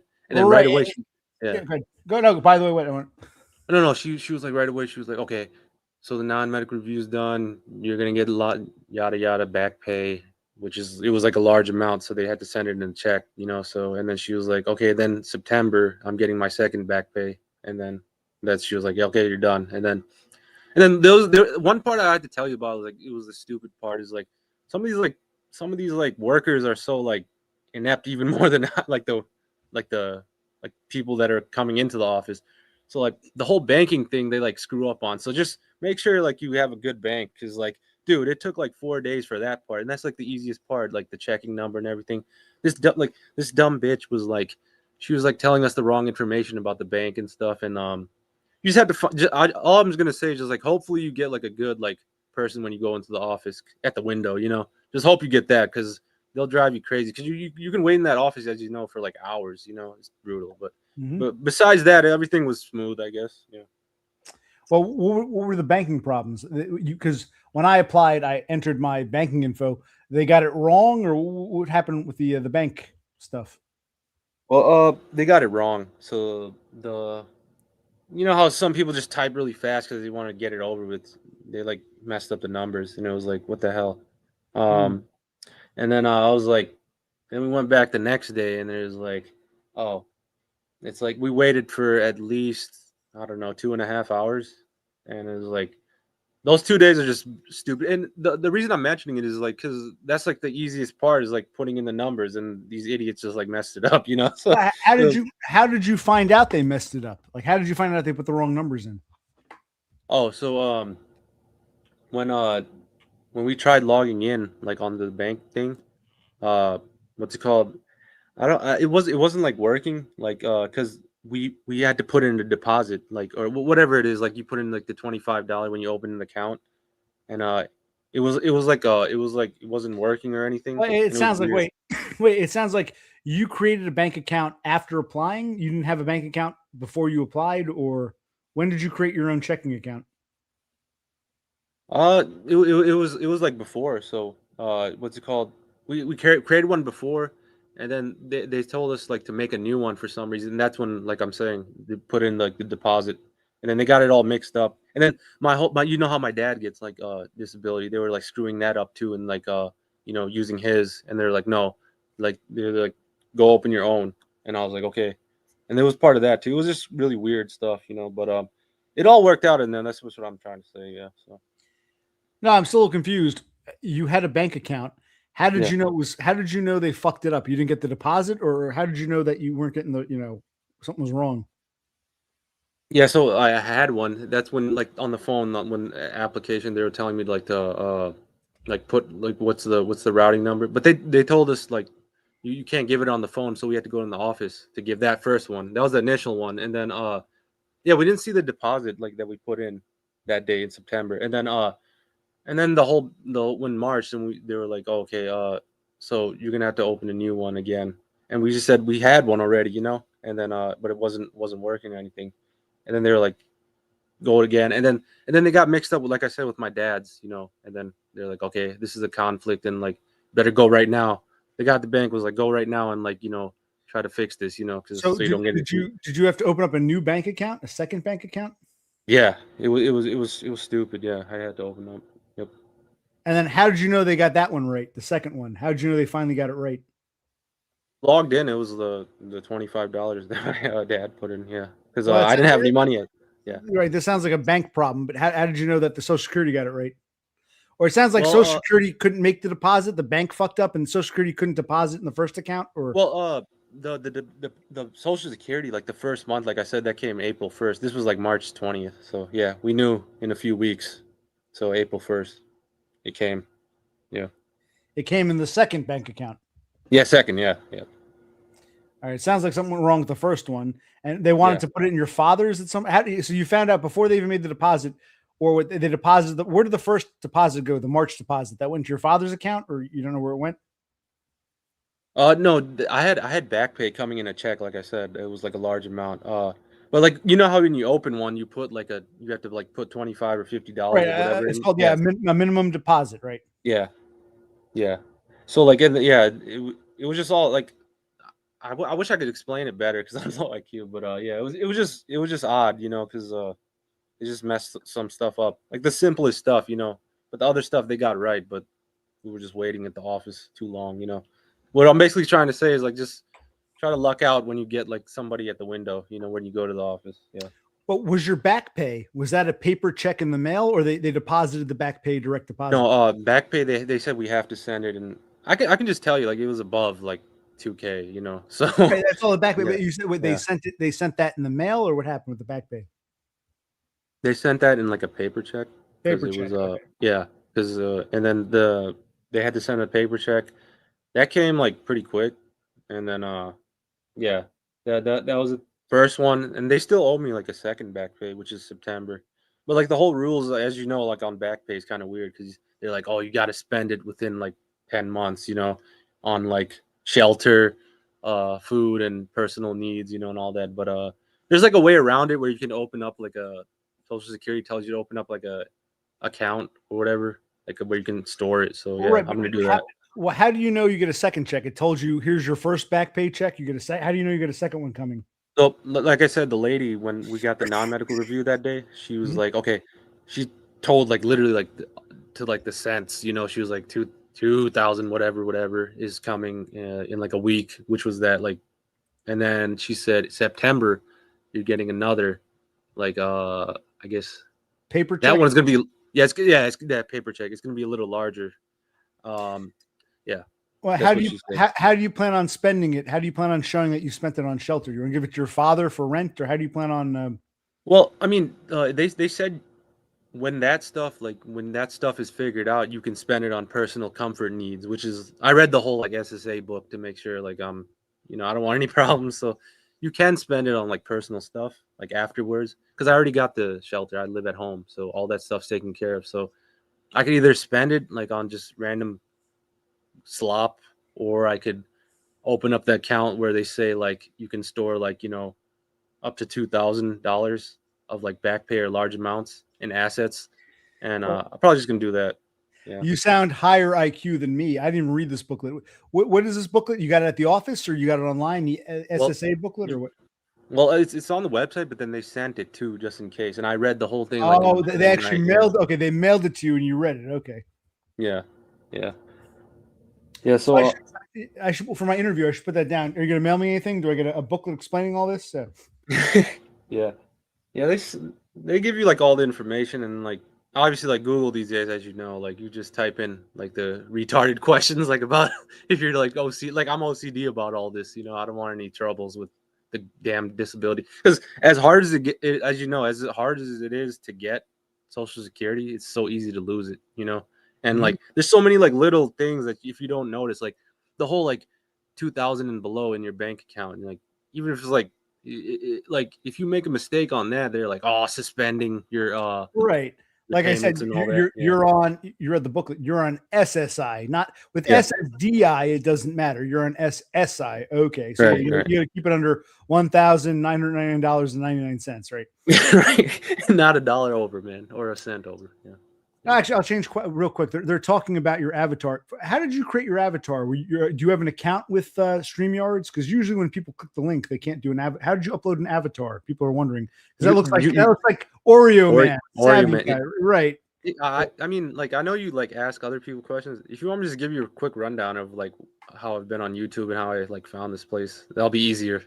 By all Yeah. means, by all means. In fact, 'cause that was going to be my next question. How'd you find me? So I'm going to give you the floor. Explain your avatar. I'm assuming you're logged in to create is this correct? In order to have a StreamYards avatar, you have to have a StreamYards account. Is that correct? Well, I mean, it's not StreamYard's account because it says log in and sign up free right here. So I don't really need one. So I kind of used like I kind of this. Well, this is on my laptop, so you don't need an account. Is this what is this your regular? Is this your YouTube avatar? Is what I'm asking. Oh no, I just have this on my random photos on my phone. Oh, so when even if you log in as a guest, you can upload an image for your avatar. Yeah, but they only let you upload one because if you actually have like the whole account, you can upload like 10 and choose Right. one. You know, So yeah. what I'm asking you is this. I'll let you have the floor in a minute. Mhm. You clicked on my link as a Yeah. guest. And as a guest, it gave you the option to because I rarely go on other people's panels. It gave you the option to upload an avatar. Yes. Okay, and you uploaded that before coming on. Yep. Yeah. Yeah. Oreo man, Yep. savvy guy. All right, I'll give you the floor for a minute or two. How did you find this place and what brings you here? Go ahead. Yeah. So yeah, I've been in the space for like 5 years, like late 2020. No, so it's like almost six. Then I found this guy named Trent is dying. I don't know if you guys know it in the chat or OC. He's this young guy from like California, and he was talking about how it's over and everything. Uh, and then after that, you get down the rabbit hole of like all these little channels, and then like the base Pluto. I don't know if you guys know him either. And then yeah, right. And then his channel is like a little too like high IQ, I guess. I'm putting in air quotes. So like I found like these little channels, and then I found, as you guys know, Nostalgia Bash. I found his channel, and like I lurked around his channel for 6 years now. He calls me a troll, so yeah. Well, I mean, that's good. Yeah. yeah. Okay. Well, I do troll him, but I mean, he's all in good fun. But yeah, the reason I made all these like I have this Oreo man pictures. Like I used to like interview people on my channel. I used to go by another name, and it was like 2024. And then I had like a Discord server, and I had all these people in it. And I used to just upload like Oreo Man memes. Like I would make this, like I made him as Harry Potter, doing the Harry Potter whatever it's called, the spell. And then yeah, ever since then I just been in the community. Yeah, I mean, then I found your channel. I think I found your channel when I think Bash came on it, and I think Horsehead was on it too. Bash had the pony background, and you were saying like I think that's when you first met Bash, I guess. And then this guy named Wigsail, I don't know if you know him, OC. Yeah, he was on your channel too. And then Aiden, Oh, that guy Aiden. If he was on my channel, I clearly know him somehow. Yes, Wigsaw. Sorry, low IQ moment. My bad. Okay. Yeah. Then Aiden was on your stream with Wigsail. It was and that's when I found your channel. Then my favorite stream is one I actually frequent sometimes. Is the one where you had Xenesis, who is a fellow Arab. I'm not Arab. He's half and half, but I'm not half and half. A brown person, yes. Yeah. Okay. Yes. But he's beautiful, obviously, like you say. But jawline Moggs, yes. Oh man, dude, he's actually lucky, man. He has a half, like his father, obviously. I mean, not all of us get to have that. Like a half white like father, like but yeah, like it was that chicken dinner, and then our boy Off Grid. I'm in his streams always. I know Off Grid, like I remember that stream. And then that's how I found your channel, man. Basically, like I said, I watched that stream, and then I even saw Todd. And is that stream where you kick Chris Dubs off like every few seconds because you're talking to your hero Todd? I was listening to that. Low IQ. I spoke to Dubs for like 3 hours, and he was getting drunker and drunker. People that forget, if you go back and watch that, I talked to him for like 3 freaking hours, and then Todd comes along. It's Todd time. Don't have time for a drunk kid who's all, who's Todd? Yeah, no, I didn't kick him off. That's that's exactly. Go back and watch the damn thing. But yeah, I kicked him off when he was acting. He was acting up. He was drunk. But no, okay. So it seems like you're working your way backwards. Okay. Yeah. And people want to know, do you have a girlfriend or a boyfriend? Are you sexually active? Because I don't know, Flying Solo is jealous of you here. No, I don't have a. Yeah, I'm not like a Horsehead. I don't have like a rich wife, and like the whole. Everybody thinks like a South Asian or something can get like a arranged marriage, but hypergamy is real for curries too. So yeah, I'm not dating anybody now. Okay. Interesting. So how long have you been watching me? Month, a week, a month, a few months? I'm just curious because you never know who's out there watching. It it was actually like a while ago. Like it was 2025. It was that first stream I saw. It was because Off Grid was on it and he promoted it on on his post, like YouTube post, and he said I'm on this guy's stream, which is you, Occupational Click, and then it was with Chicken Dinner and Zenesis. So it was like June 2025. Whenever you had that stream with Off Grid, Chicken Dinner, and Zenesis, yeah. Interesting. Okay, so I got to thank Off Grid and Zenesis and even Chicken Dinner. Okay, this has been productive. I appreciate your information. Yeah.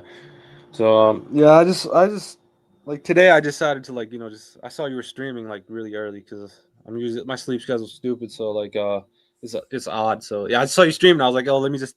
I know you're into like the social security stuff. I was like, let me just tell you about my experience. So I'm glad I did this earlier stream. Awesome. All right, yeah, cool. yeah, but yeah, yeah, I'm probably gonna head off here, but I just have a few questions for you if that's okay. You can ask, but before you do, I have one last question. Is Yeah. your mother still around? I'm curious because you live with your father. It's you and your father. Do you have siblings? Do you have a mother? Are you what's Yeah. going to happen when your father dies? Do you have plans? I'm curious, and then you can ask me questions. Go ahead. Oh yeah, dude. I'll just tell you a quick rundown of that too. Yeah, no, my mom's still alive. They're pretty like like they have like a lot of health problems, and my mom and dad and yeah, I'm the only one that lives at home still because like I guess I was like the unlucky seed where I got the Spurgy brain, and my siblings are the, like I don't know like how many like Currys but like how like there's a smart like Currys like with a high IQ, and like that's both of my siblings. They're both twins. Like one is a girl, one is a dude, and they're both married too. They live. One of them lives like off the country, like not out of state. My brother lives like 20 minutes away, but yeah, I'm the only one home, and my plans like when my dad, uh, when he like something happens or whatever, like I'm not trying to like get like be around for that because so I'm trying to like get housing now because I don't know like because my dad has a lot of health problems, like some stuff could happen, so I need to get like housing now because like if something happens to him, then my DIC would go away and then I would be screwed, and I would only be left with the 567. And I have an appointment coming up with my nurse practitioner. I'm going to ask her a lot of questions, like OCD questions about like, I got Medicaid and I got this much SSI. So what's the most affordable housing I can get? Hate to say this, but if your father or mother died, you might lose the deck, but then you'd get full SSI. Ask about that. I know you're on a special Medicaid, but if you're no longer a disabled child because your parents are no longer around, you might then just go back to the regular 994. And it was like Todd, live at home for a few years while you try to find housing. That's what Todd did. He got approved, and it took him 2 or 3 years before he actually got into where he is. So yeah, definitely take advantage of that. Live with your parents until you can find affordable housing. And you're actually lucky you're on the SSI one because you might have, like Todd was saying, better opportunities for discounted rent, discounted electricity, etc. Because you're on SSI. And I'm surprised you don't qualify for food stamps. I know Michigan might be different, but if you're on SSI, you can't get something for that. I'm kind of surprised, but definitely utilize this time to find housing while you can live with your parents in the meantime. Yeah, like I said, I think I was jumping too far in conclusion, but like I just want the information about it because like as like I know like guys will live on like the whole AFC, which is adult foster care, which is like the board and care with like I don't know if like the guys like Proud A-Hole and all those guys in California, McHenry Cruiser. Well, California's lucky because they have board and cares, and I don't know the money situation. Does their Medi-Cal pay for it? Because up here, like they're saying like 2,000 a month or something, and like as you said, like it's smart to just stick at home like until you save enough money. So well, yeah. how do you know that about California? You mentioned Proud A-Hole. How do you know they're on Medi-Cal, which sounds like a state program? How do you know about that? Well, I mean, I do like the whole like OCD research about like okay, like what is their system about like which is AFC adult foster care, which is board and care, and like I just assume they're on boarding care or boarding care. Would you say? Yeah, board and care. So like there's obviously like have you seen like the board and cares for like the old people that have physical problems, right? I'm Like sorry. those ones. I'm sorry. Are you saying boarding, a place to live, a boarding like that? Is that what you're saying? No, board and care. So Oh, that's like board and care. Yeah, so you get like obviously like you got their version. They have the like in California they have like the one for mentally ill people. Like so, like the care you got the psychiatrist that gives you your meds at the end. It's kind of like a mental hospital, way more freedom. You know, like you get to go outside and you can go to like McDonald's and whatever you want. And I just assume they're on Medi-Cal because I mean, unless their parents were rich or something, how could they? Who's paying for their money? Because I know in Michigan they said like even with SSI, like you can't really get the payment down to like lower than 1,000 a month, and I only get like 1,000. So I mean, I just assume they're on Medi-Cal because I know Proud A-hole told the story. He was in foster care, so which rich parent or rich uncle is paying for his board and care? So I just assume that, dude. So yeah. No, that's how did you like, what did you type in to find that out? Because you're in Michigan. How did you find out that California has this special Medi-Cal? Like you typed in, what did you? How did you do the research? I'm curious. Okay, so like go on Google and Google gives great answers with like the whole AI stuff. So I said I literally wrote like a retard. I was like, how can you get into board and care and do you need like the California version of I wrote Medicaid and I knew that the AI is really smart. They'll be like, "Oh, you need Medi-Cal."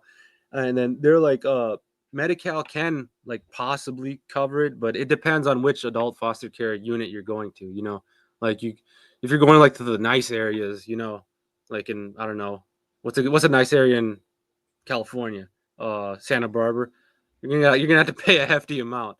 But possibly with Medi-Cal, you can get that lowered maybe, just like in Michigan. But you're still gonna have to pay a lot, you know. I mean, you're better off trying to get Section 8, to be honest. They said so. Yeah. Yeah, but I don't really research other states. That's why I'm fascinated because I don't Oh, know. oh, Yeah, yeah. I can tell you. Like, first of all, like it would kind of be like the obviously the weather is better than here over there. And funny enough, my sister and her family lives there. She's married to her like she's married and she lives out there. And I was asking her about it because she's like a nurse. So and oh, she told okay. me, hey, search the. And then I did like the research and like it's only like Nevada and California that have the board and cares for mental health. Every other state kind of has the AFC, but yeah, go ahead. Sorry. What is AFC? What's board and care? How did you find these things? How do you know these terms? Board and C, So AFC, board and care. What? So in one of the in the award letter, like I don't know if I mentioned that earlier, I had an No. award letter. Obviously, as you know, they said if you do ever move out like of your house, you got to report it right away, and you got to go to the office and everything. And then they're mentioning like if you want to live in a AF adult foster care AFC, report it. And first of all, I did research on that too with the OCD AI mode. So you need like a lot of stuff for that. You need like a doctor's note, and you need I'm not sure if there's a don't quote me on this. I'm not sure if it's as bad as a wait as Section 8, which Section 8 it takes like Oh, yeah. years. Oh, the Yeah, vouchers, HUD. Yeah, that I know about. That I've researched. But okay, but yeah, tell me about yeah. yeah. So AFC possibly like with a doctor's note, you can possibly. I'm not saying like one day or like 1 month, but you can speed Right up the. I mean, because process. the whole disability, it's like a curse and a good thing because you can possibly get like a little more like leniency with these like housing things.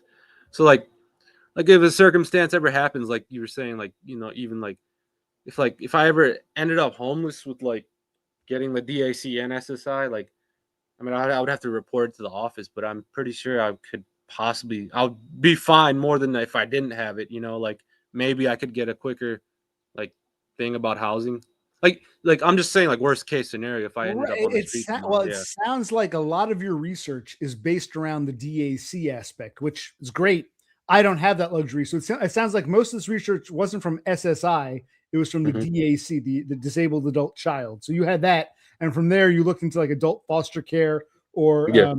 Medi-Cal, whatever it's called. Yeah. So okay, that opened a different door. Okay. But it's, I still appreciate you sharing because I like hearing about all the different aspects of it's my special interest, the different aspects of neat bucks. So I do appreciate it. No problem. Yeah. But yeah, I was gonna ask you like Good. Yeah. If you want to ask me, go ahead. yeah, I don't know how long are you streaming for, so I'm not gonna take up too much of your time. No, go ahead. I'll go for. I don't have a plan. Yeah. Like I said, my plan was to share pictures of my rec, which I might do, or maybe I'll do another stream. You never know. I'm actually glad, streaming at a different time, I meet different people. So there's Right, no yeah. plan. Go ahead, ask whatever. Go ahead, whatever you want to ask. Yeah. Good.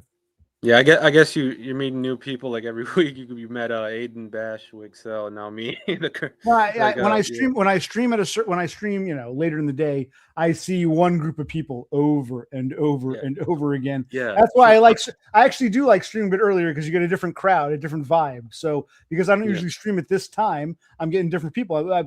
We've never met before, because you're probably asleep when I stream. Is what it sounds like. I'm assuming you're not paying. So I guess most of my streams you watch afterwards. I'm guessing you watch after they're done. Is that correct?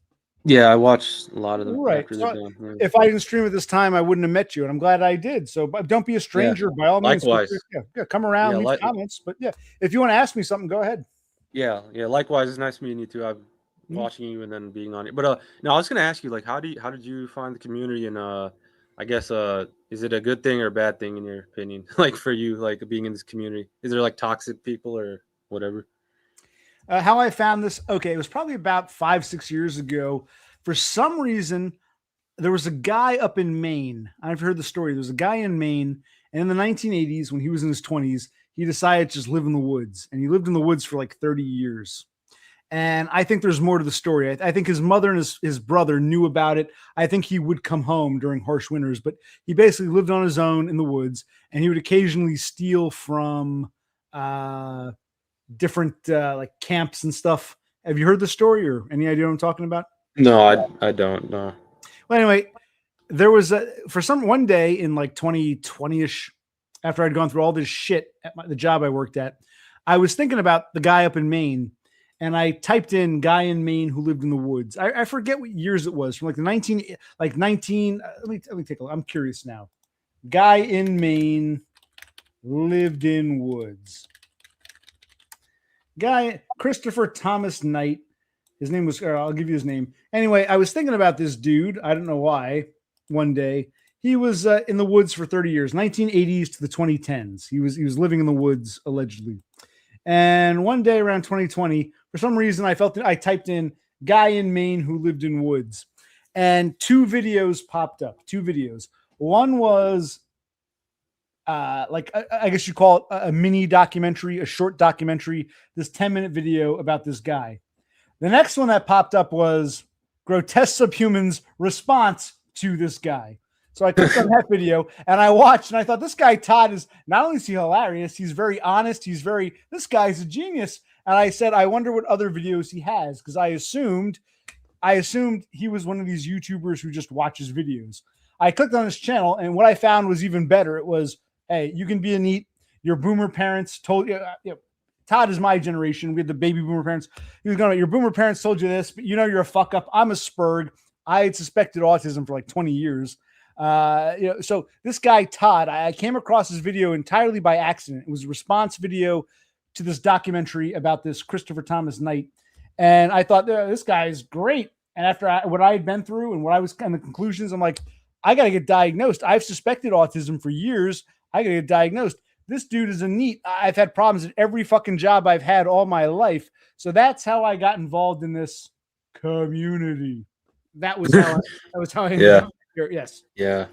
I guess it's always like some of us just find like one of those videos by chance and on the side, and it's like so like Todd is obviously like been around for a while, right? Like the long time. Well, you worked your way backwards. You found like Proud A-Hole and Nostalgia Bash. Then you found me. Now you're working your way. You're working your way back to the source. But yeah, close enough. However we get there. Yeah.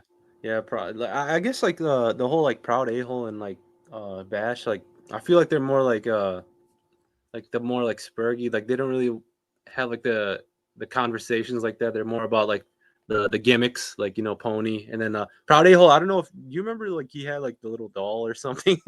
And it's about the gimmicks. So it's like spurgy, like when you're like I guess if you're drunk or something, you watch those videos, like not really like going, unless you're like sober, you want to go into like these type of conversations, like I guess this is high IQ, like for us, I guess, right? So yeah. Yes, for us, for our type. You actually, to your credit, you sound more high IQ than you give yourself credit for. you thought of looking up things that I wouldn't even thought of. So I gotta give you credit for Oh, that. Or maybe I'm lower IQ than because I'm not that smart. Maybe I'm even dumber than I realized. But yeah, okay, hey. yeah, yeah. I'll just ask you like 2 more questions because Yeah, I no, probably have to I go. was about to say what else. I forgot already. I was talking about basically I discovered Grotesque Subhuman by accident, thinking about that dude up in Maine. Probably I was thinking about I had gotten fired from a job after I got to tell my stories. I'm going to share my videos. I still haven't done it. It's hard for me to talk about. I want to make it in video form, but I had gone through such hell at this one job, and it was like the most hell I'd gone through after years and years of hell. I was thinking about, man, maybe I should go in the woods and fuck it. And I was looking at the guy in Maine. I forget what year he was caught. He was finally caught. This guy in Maine. He lived in the woods from the 1980s to the 2010s, and he was finally caught because technology caught up, and the cameras were high quality. They were able to identify him, and so sometime about 10 years ago, he was caught, and about 6 or 7 years ago, Todd did a video on it, and I was looking. I didn't know who Todd was. I was looking for the video on this guy in Maine. Found the mini documentary, which then in the pop-up and the suggestions gave me the Todd video, which led me to Todd. And I thought, this guy Todd, it's not, he's telling me what to think, noble leader. It's holy shit. There are other people in the world who think like I do. I thought I was the only one. There's someone out there who thinks like I do, and he's putting this stuff. So that's how I got into the community. Yeah. What are your other questions? Go ahead. Oh yeah, yeah. Like that's cool. Like how you found the community. By What, accident. yeah, by accident. Yeah, same here. It was like 2020, like I said. Um, so so like when you know how you talked about your health in some other videos and like it's like what like I always say this like because you're at home now, like you're obviously not working, right? Correct. Okay, so like like during the day, like you get like bored and stuff. Like, so are you still eating like you had those grilling videos like steak, and then you showed like the whole cholesterol. Like, what if you want to like if you can share that? What's the whole like cholesterol stuff? And because I have like a high one too. Like, My father had a stroke. That's another thing I should mention. When I discovered Grotesque Subhuman, I was, in addition to the craziness at this last job, the nigger bitch trying to run me over, them coming after me, them trying to get me arrested for vaping. The reason that craziness didn't catch up to me yet, I was dealing with my father who had a stroke. Several years earlier, my father had a stroke in 2019. So just before COVID, late 2019, he was eligible to retire. He was 66, 67. He could have retired, but he said he was driving a limo. He was a limousine driver. He said he mostly not a stretch limo, like a little town car for like corporate. He said, I'm going to work another 5 years so that when I do retire, I'll get a really high social security rate. So of course that didn't work out because he had the stroke. And that's another reason why I love Todd so much, because I had to deal with Social Security. I had to sign my father up for his Social Security retirement.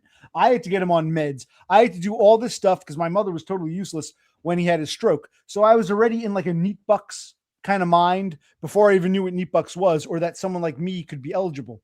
But my father, several years before his stroke, he went to the doctor, and the doctor said, you have high cholesterol. You got to take these pills or else you're going to have a stroke or a heart attack or something. My father got the pills, took them for like maybe a week, 2 weeks tops. And he said, I don't like these pills. I don't need pills. I'm healthy. Fuck these pills. And then he had a stroke. So I don't want to live my life not eating a good steak on the grill or some pork chops or some, ribs or some hamburgers. I still want to enjoy this shit. But unlike my father, when I went to the doctor once a number of years ago, and I said, listen, at the time I'm 44. I was probably later 30s. I said, listen, I'm 39, 40 years old. My father had a stroke. He had high cholesterol. They did a blood test. They said, yes, you probably have it too. Let's get you started on the same pills now while you're young. And I said, yes. Unlike my asshole father, I'm going to take them, because if my father had taken his pills religiously, he probably wouldn't have had the stroke. We'll never know for sure. Now he's a fucking retard, cripple, but now every day he takes his pills. I haven't spoken to him in 2 years, but from like 2019 to 2024, I made sure he took his pills. He's gotten in the habit of it. My retard father wouldn't take the pills. I am afraid. I don't want to. I got his genes. I got his bad genes. My mother's bad genes. I don't want to have a stroke. I might still have one, but I don't want to not eat steaks. So I do both. I eat like a pig, but I take my pill on a regular basis. So I don't end up earlier. My father was given the pill probably in his 50s, early 60s. I got the pill when I was in my late 30s, early 40s. I took it beginning of the stream. I took my atorvastatin to keep the cholesterol down because I inherited my father's high cholesterol, which was the main cause of his stroke. Apparently, plaque from cholesterol broke off, went to his brain, and caused the strokes because he neglected to take the pill that he'd been diagnosed like 7 or 8 years ago. Had he taken, the doctor even said, had he taken the fucking pill, this probably wouldn't have happened. So his own negligence caused his stroke or made it worse. So I take the pill because I got his genes and I inherited his high cholesterol. So, but I still want to eat steaks and shit. Yeah, right. Yeah, dude. I totally like relate to that because I got the genes too. Like both my parents. I think one of my parents took the Addervast, whatever that one is. Yeah. Well, I actually want to ask you real quick. Your siblings, your brother, sister, they're fraternal twins. Are they older or younger? Older or younger? Older. Yeah, they're like 33. I think. Okay. Yeah. Do you think you got bad genes from your mom or your dad, or because they had you later? Where do you think your fucked up genes come from? Or both of them together, or where do you think? I think it's possibly like mother because she's like the stay at home, like she really doesn't really know much, like just like I don't because I'm the seed, but and then they had me when I think both of them were like 42 when they had me, which is like I don't know if you heard those medical stories. It's like above 40 having a child. I guess that's what I was asking. Right? Yeah, it's not just genetic. It's if they wait too long. If you're like your parents were older when they had you, you know, sperm breaks down, eggs break down. So it might not even be a gene. It might be the deterioration, right? Okay, so they had you when they were in their early 40s. Okay. Yeah, because I know like the whole thing is like my brother, he's not like socially awkward or anything. And then like if you know how like in siblings, like I don't know like how many siblings you have, like there's like a steep I'll answer your question. I'll answer your question. Have you watched enough? I got my brother. We call him Bro. Yeah, Bro C. And I was talking about my sister earlier, my cunt of a sister who thinks she is such a hard worker. I'm the oldest. We're all about 5 years. Me, 2.5 years later, Bro C, 2.5 years later, my sister. So it's me, my brother, my sister, all within 5 years. I'm 44. My sister's still in her 30s. She's 38 or 39. She's pushing 40. So there's 3 of us, me, Bro C, and my sister. Yeah. Wow. Yeah. So like, would you say like there's like a big difference between you guys, like within like, not only like who the parents like or whatever, that's kind of like old stuff, like old news, like, but there's like a social difference, obviously, like, because for me it's like steep, you know. Well, yeah, again, this might be a white people thing because I know right. We're all white people to you. My sister has blonde hair and blue eyes. No one else. Me and my brother, I'm not super dark, but by white people standards, I have darker hair. My eyes are, I don't know if they're brown or green. I can't tell. Me, my brother, my mother, my father all have, we're clearly white. We're darker white people. My sister's blonde, blue-eyed to this day, pushing 40. And we used to joke, did our mother have an affair with some Swedish tennis players? How is she so blonde? So I think there is that, you know, when we talk about lookism, being blonde and blue-eyed helps, definitely helps. But beyond that, having a pussy between your legs really helps. Right. The biggest thing. There's the parental stuff. You know, it's partly age. She's the youngest, so she was spoiled. She's the only girl. My father was much easier on her. I always talk about me and my brother had to scale a wall. By the time my sister came along, it was a pile of rubble. So my sister doesn't realize how good she had it. She's blonde-haired, blue-eyed, female, youngest child, spoiled by our parents. So all of the above, and she's not social-wise. I'm the most socially fucked up. I'm a Spurg. Bro C, we say he's Spurg adjacent. He's not, he himself doesn't say, I want to try to get him diagnosed, but he's like, yeah, I'm Spurgish, but I'm not as Spurg as you. He's Spurg adjacent. My sister is the most neurotypical. Her behavior socially, she's always had friends, never had a problem, boyfriends, friends, getting along with people, going into social space, making new acquaintances. she never had any social problems the way I did majorly and my brother minorly. How much of that was looks? How much was that she was female? How much was it her being spoiled? How much is genetic? I don't know. But, blonde hair, blue eyed, female, youngest spoiled child, and never any social problems. She's the most socially normal. Right. Yeah. To that point, like you talk about your sister, like obviously we can never like take out the whole Spurg and like, race thing probably, but it really does come down to like having the pussy between your legs. Because Yes. I mean, just a lot of the ethnic women like get treated way better than the ethnic men. Like I'm just being speaking for women. experience. Exactly. Yeah. Just be Right. woman. JBW. Yeah. Just be woman. I agree. Yeah. Yeah. It's not just be white. It's just be woman. Yeah. Mhm. JBW. Yeah. But I was surprised how much you know about like you were doing the demographics video where you're walking through. I don't know where you said New Jersey or something. It's a town. I'll tell you, it's a town called Princeton, which is well known because there's a very famous. It's halfway. New York City. Philadelphia. New York and Philadelphia. New York City is in New York. Philadelphia is in Pennsylvania, but they both cities border New Jersey. Halfway in between, about 50 miles from New York, 50 miles from Philly.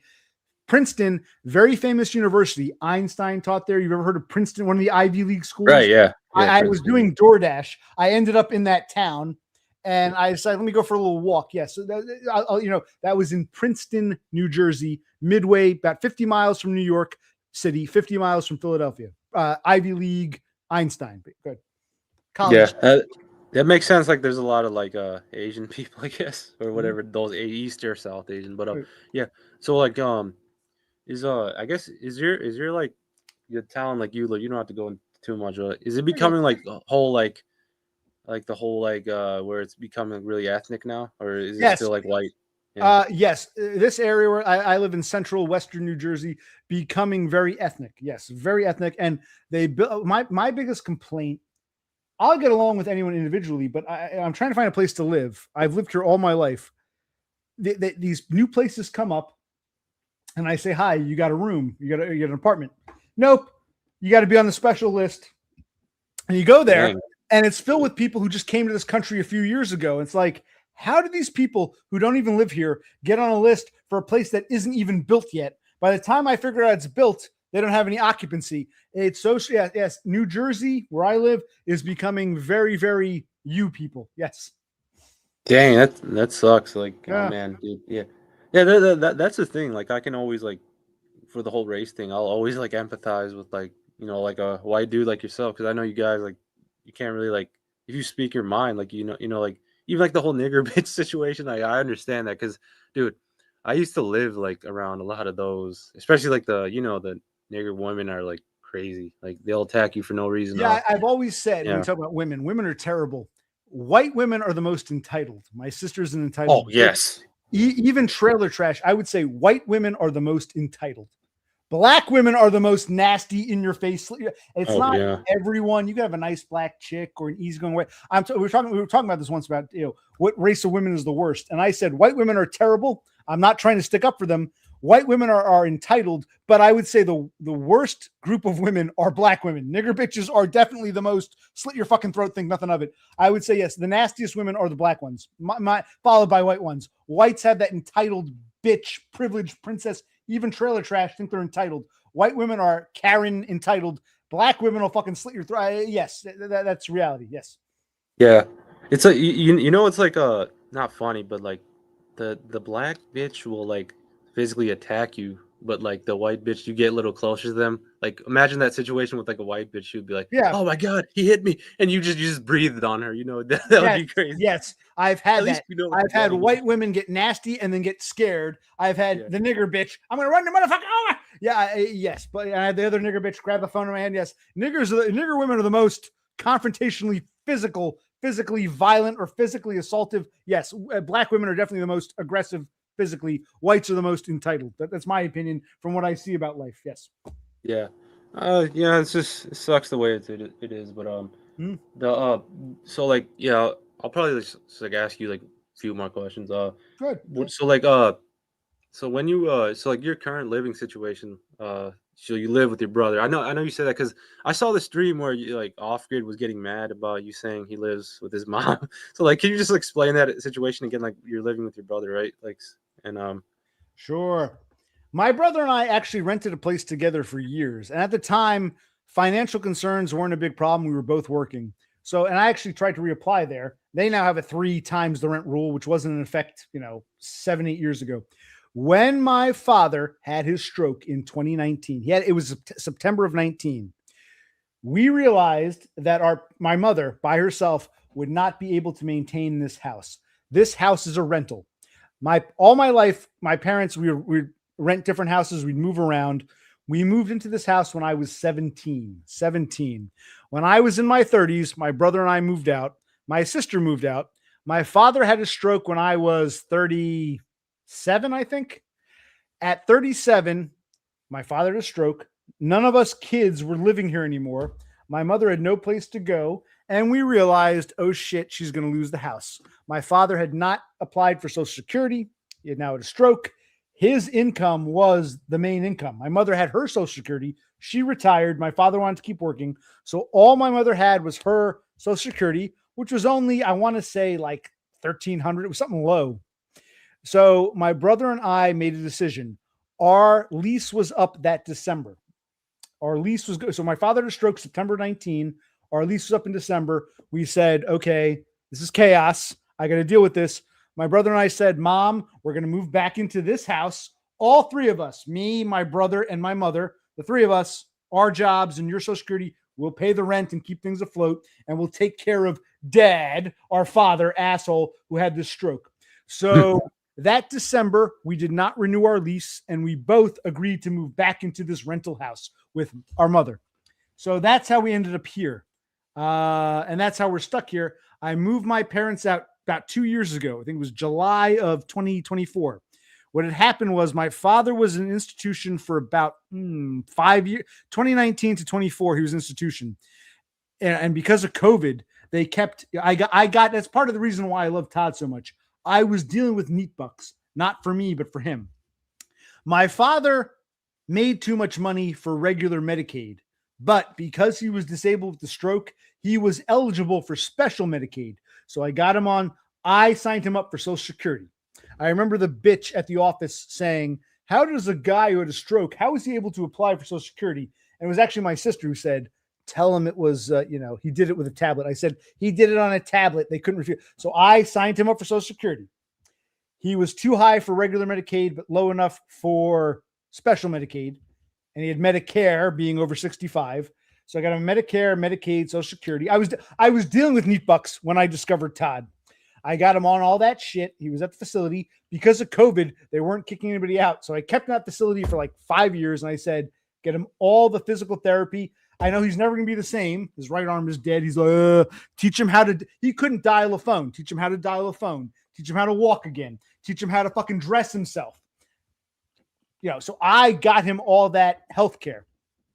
Meanwhile, me and my brother and my mother were living here. We gave up our old apartment, my brother and I.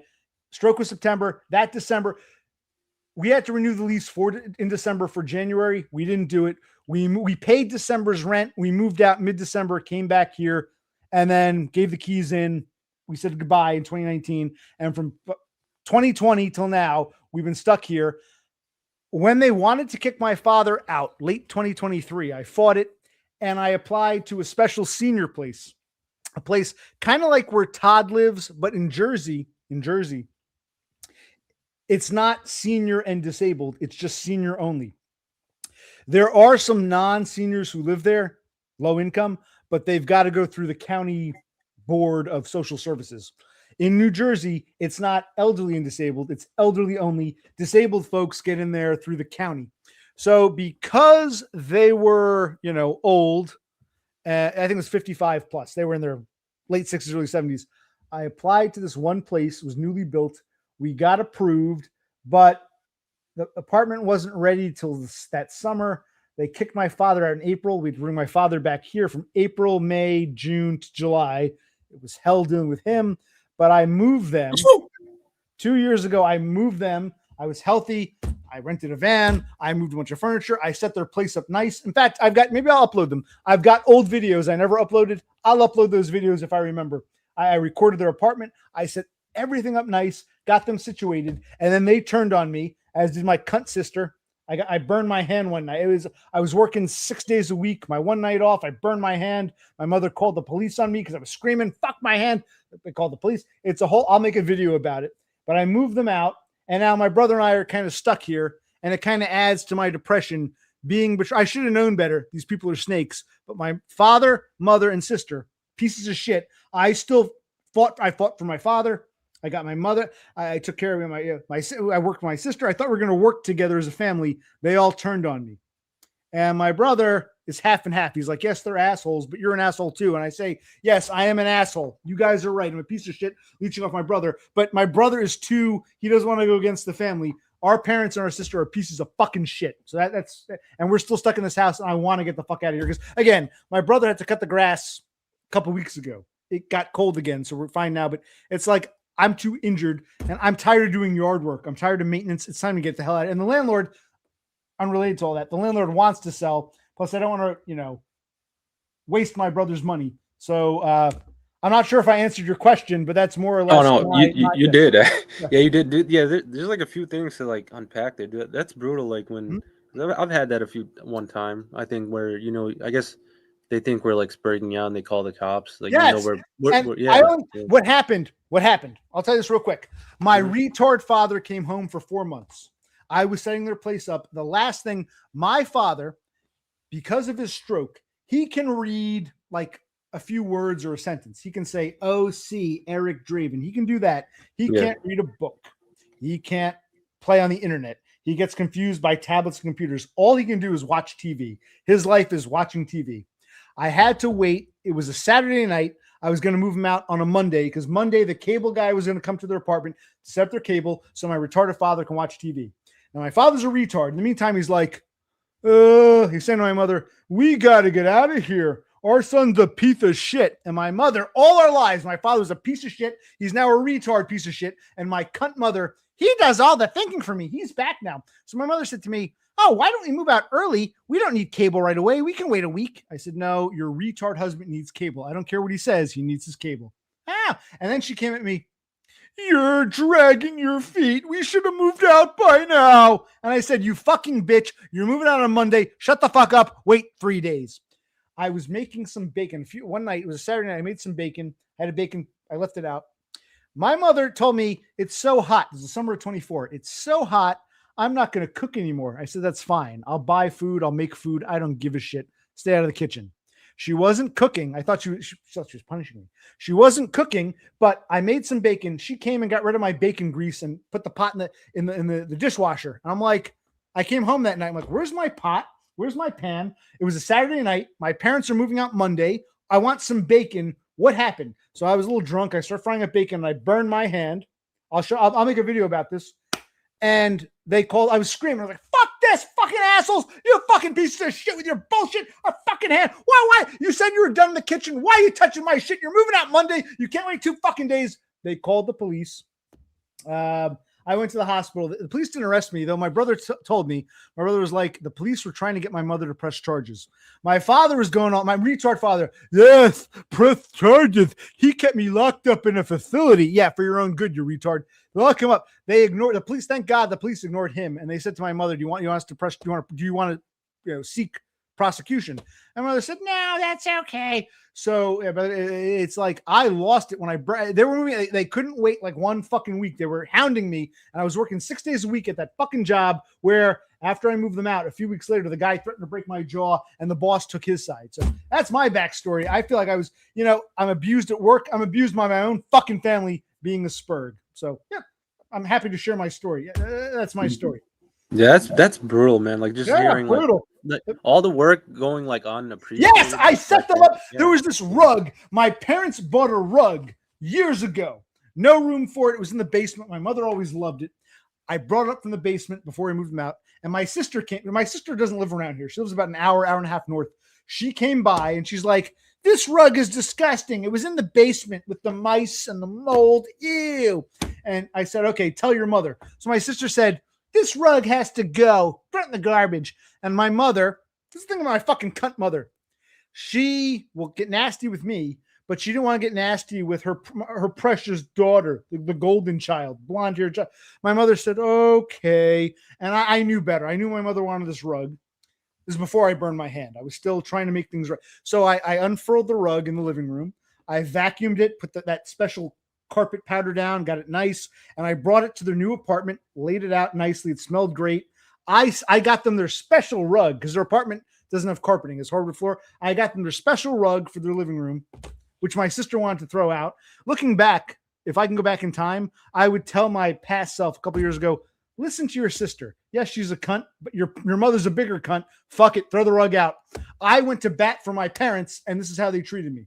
So little things like that. I was working like a dog, working 6 days a week at that stupid auto parts job, and then coming home, renting a van, moving furniture, trying to get their place set up. And my retard father, I hate him. He kept me in that facility. Let's go after him. My mother, okay, you do all the thinking for me. I'm a fucking idiot. That's my parents in a fucking nutshell. Yeah. Dang, yeah. I wish my brother were here because he can criticize me, but I think he couldn't deny all this. If you ask my brother, I'm not making this shit up. He would have to admit, yes, you're right. That's our fucking parents. Yeah, just from the sound of it. I mean, obviously I don't know you personally, but like I just hear that story and like I can like sympathize or empathize with it because yeah, it's like that whole feeling of being stuck. I know how that feels like because especially after all like you feel like you gave them like all this help and stuff. Yes, and, like you said, yes, they were pieces of shit all my life. They were pieces of shit. Fucked me up, but I still went to bat for them, and they threw me under the bus without care. I'm like, just like they did it to me at work, my own fucking family. Yes. Yeah, that's brutal, man. Yeah, like at least like so like in the I guess the near future that whole phone call with the is that what you're looking at to like change like the outlook of your like current like life, like where you can move out or something? Is that what you're hoping for, like for the whole Social Security getting that? No, I got to move out before then. I don't know. I mean, if I get listen, if there's a miracle and I get approved tomorrow, great. I can tell an apartment complex, hey, I don't work, but I got Social Security. That would be my income. I think it's going to be a process. I don't think I'm going to be lucky like you and Todd. My fingers crossed. I'm probably going to get denied. So I'm thinking now, Uber Eats and DoorDash weren't really worth it, but maybe I should start doing that again to get some PIN money. I'm going to have to move out sooner than later. So I'll probably have to move out before my Social Security case is even determined. Like I'm not knocking you. I'm not knocking you. You and Todd are very lucky. You got to live with your parents rent-free for years before you got approved. I don't have that luxury.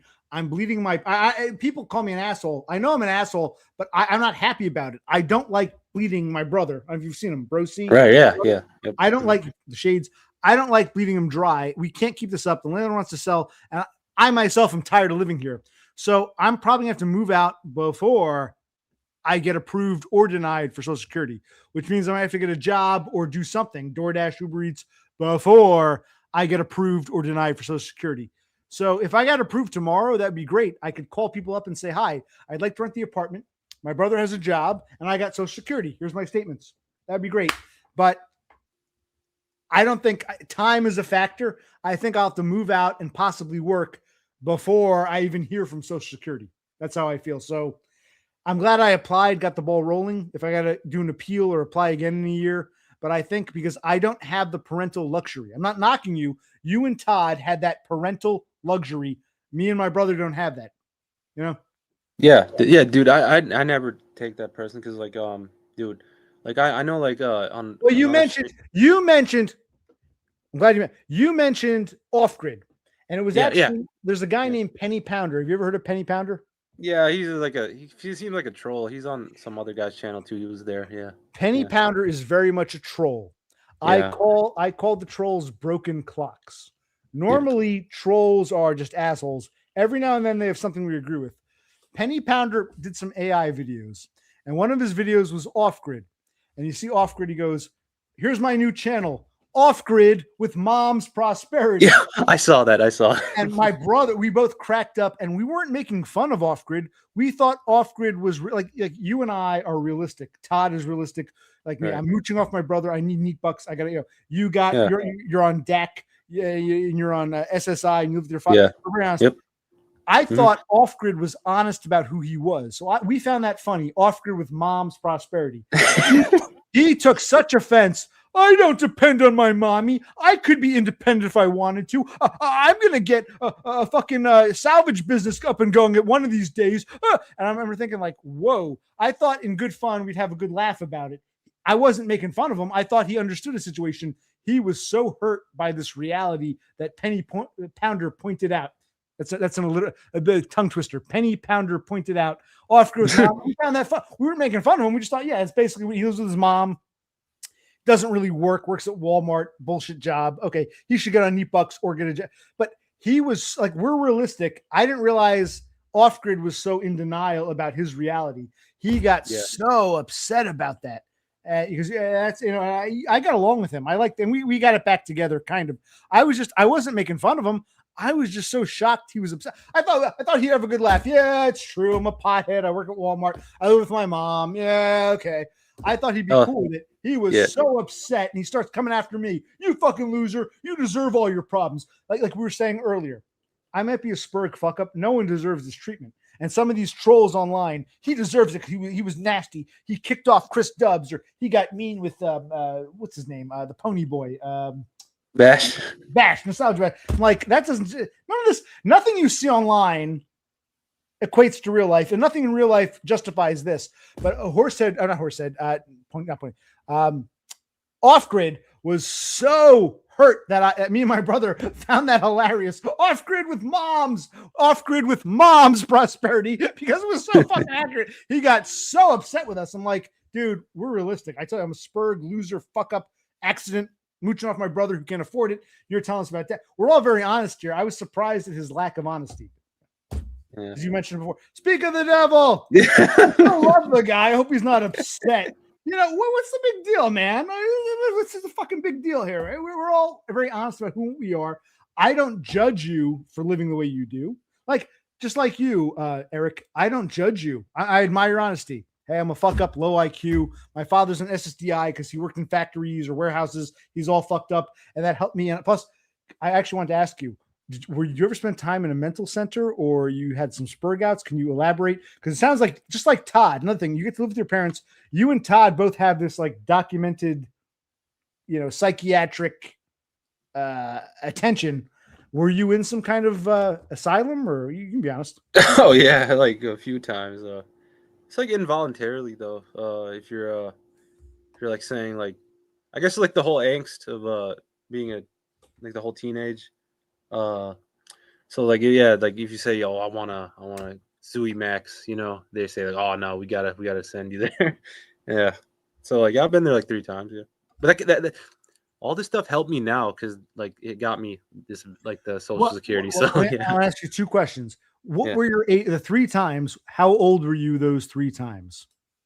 The first 2 were 16, like within a few months, and then last one was like 19. So yeah. And when you applied for Social Security, you mentioned all 3 or just the 19 one? You mentioned all 3, or? Oh, I mentioned all 3, and then obviously like they don't take your word for it. They look by themselves and they found it. And luckily it was before it was a long time ago. So yeah. Yeah. Well, that helps. Like Todd spent time in the psych ward for like 3 weeks. Yeah. Can I ask, how long were you in? Were you in the psych ward, or where were you for these 3 visits? Yeah, it's like the ward, but luckily it was like in a really like rich area. So the food was actually decent, and the people. What's funny is like if you're a Spurg, the best place to like be yourself is in there, like in the ward. I kind of made friends like really quickly, like in there, and it was funny enough because I was the only like curry in there, and it was all white dudes, and they were all nice compared to like other like people at school and stuff. So yeah, I made like a lot of friends though. Yeah. Well, when you were 6, was it summertime or did you miss school? You were out of school? I missed school. So it was the day before, like on the Saturday, right before school came back for spring break. You know how you have spring break? So I missed a whole week. So it was like 8 days. And And well, let me ask, did the kids in school know what happened and you were in the nut house? no, Oh, thankfully. But my when I was like a Spurg, so like they call the counselor, like your counselor, and I had like a pretty good relationship with my counselor. He was like, oh yeah, I know what happened. So, and he was like trying to talk me off the ledge and stuff. Like afterwards, he's like, I want to make sure like you, and he was being like extra nice to me because I know, how like normies, like any like normie would be like, oh my god, this kid he's on edge, like, so I gotta like be so like he knew about it, but nobody else did. And I guess like somebody did call, like I guess they called into the school, and they were like, okay, yeah, he's gonna be out for a week. So, and I don't think they had to specify where I was. It was just like, oh, maybe he's sick. I think well, my mom did that, yeah. So you yeah. were in for 2 weeks, the week of spring break and the week after, or how long No, were you no, in the first one? no. What I was saying is like it was like spring break was about to end, and I was like, I was at like my breaking point basically, and it was like Sunday or Saturday or Sunday because they keep you for like 24 hours sometimes if they can't find a bed, and it was far away. So it was like Sunday morning, like midnight, like or 2 a.m. And then school started that Monday the next day, like or 48 hours after. So Monday, Tuesday, Wednesday, Thursday, Friday, and then Saturday, Sunday, and then Monday, which I would guess would be like 8 days or something. The next Monday I got released. So yeah, I was there for like 8 days. Did Yeah. you go back to school Monday or Tuesday? You went to school the following Tuesday? I skipped a day, I think, and because like I kind of like at that point I was already like failing all the classes, so my parents were like, yeah, you can take a day off, and luckily at the end of all this, my counselor was so cool that he was like, if you want to get like an early release from school, and I'll talk to somebody about it and like explain your situation. So I left school like in like end of May, and I never went back to like a regular school. I did it my last year. I did it online because that was 11th grade, and then 12th grade I did it online. You kids are lucky. Online schooling didn't exist when I was in school, but Right. That sucks. Yeah. yeah, I would have loved to have done that. But let me ask, when was the second? You said you were 16 twice. When did you go back? Was it the summertime or the following year, but you were out of school? When did you go back to the psych ward and for how long? Yeah, so I was 16 the first time, obviously, and then I was still 16 in August of that year because I didn't turn 17 yet. So August, that was like pretty crazy year because that was like, and like when I look back, I'm kind of thankful for it because the whole getting SSI that kind of helped my case because some of the detailed reports from the Yeah, but how long? How long was the second time at 16? First time was about eight days. The second time that summer, how long was that? I think the second time was longer, man. It was like 11 days, like not even just the regular 7. They always give you the lie where like, oh, 72 hours is the longest they can hold you, but no, that they want to like bleed every money out of the insurance. They don't really give a damn about you, so like they're just like, oh, I'll keep you there for Right. 11 So days. I'm Yeah. guessing. Wait, you were a sophomore the first time. You're a sophomore in high No, school. no, I was a junior. I was in 11th Junior. grade. So Okay. Okay. 11th grade, and then it was the summer came, and then I was they said like since you're failing all these classes you have to go to this online school like I mentioned, and they will graduate you earlier in like March of that year, and everybody else will graduate at the regular school like in May. And then but yeah, going back to like the second time, I was 16 in August. I went for 11 days, and that was because like you know how like parents probably like take you to like the psychiatrist and the shrink, and they're like they give you all these shitty meds, right, like antipsychotics, and you're not really used to it, so you spurg out more. And that's like one of the situations where the whole cop thing, like you were talking about your situation. I had it like when I was young, like the whole adolescent getting the cops called them. So then after when the caseworker found out about that, she didn't like me in the first place, so she was like, oh. And like a second later, I saw the cops and the ambulance coming, and then I was strapped in and I was gone for 11 days. So that was the second time. So yeah. Well, had you graduated by then, or when did you graduate? You went back at 16 the second that summer. When did you finish high school? When did you get your online diploma? So it was like September after the August second visit. So I it was September to March, and I was on online. So and then it was March, and then I think in June they make you come to the whole shitty like graduation. So yeah, it was like March where I was done with school, 12th grade, and ever since then, I mean, I was kind of like a neat. And then I told you I worked for that 1 week, you know. So, Well, you worked at 19 at the 7-Eleven. yeah. When did you have your third psych ward visit? Oh, At that 19? funny enough, that was right after. That was another breakdown. That one was pretty crazy because that was actually like roping, you know. I actually tried to rope. So and I'm actually grateful for that now because that was in like the details when Social Security was looking in it, and they had like a detailed report of what I took and how long I was in the what is that unit where like you're dying basically and then you have to revive you or something.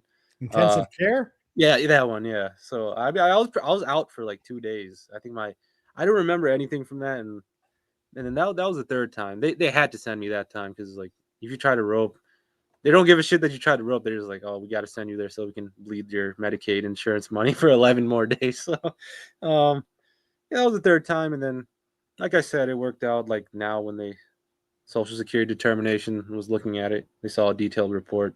I'm So sorry. How long the third time? How long were you in? First time was about 8 days. Second time was longer, 11 days. What was the third time? Did I get that right? Third time at 19. How long was that? that was like 11 or 12. It was just like it was really long for some reason. I guess like it was about 11, maybe 11, same as 11 as the last time, but it was like, you know, like in the summertime, I guess like they're really lazy in there, you know, they're like, oh, discharge day. Like, oh, it's gonna be tomorrow, and then tomorrow goes by and it's like, oh, it's gonna be today, and it's like, oh no, Wednesday is the discharge day. So they always like ending up adding extra days just because of their own incompetence, you know, of being lazy, you know. And the doctor only comes in for a few minutes. You can't even get a question in because he gets angry, you know. I had one of those doctors, so yeah. But it was like 11 days, yeah. Your buddy is accused on the side, and I'm looking here. Your buddy off grid, OC, you can feed your delusion that I'm not saying you're lazy. It's just it's we are in life. I'm honest.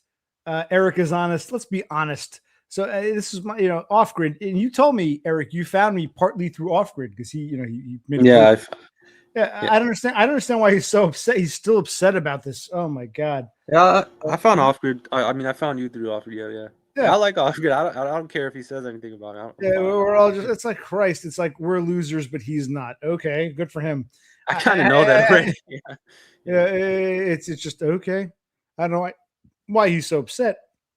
Oh, by the way, do you know, does Proud A-Hole have a new channel? Have you seen him recently? Or No, I gotta go through my thing. So I think he does. I think it's called PAH, just the letters. But you're gonna have to scroll really down to find it. It's like a pink avatar with the P. So yeah, I think so.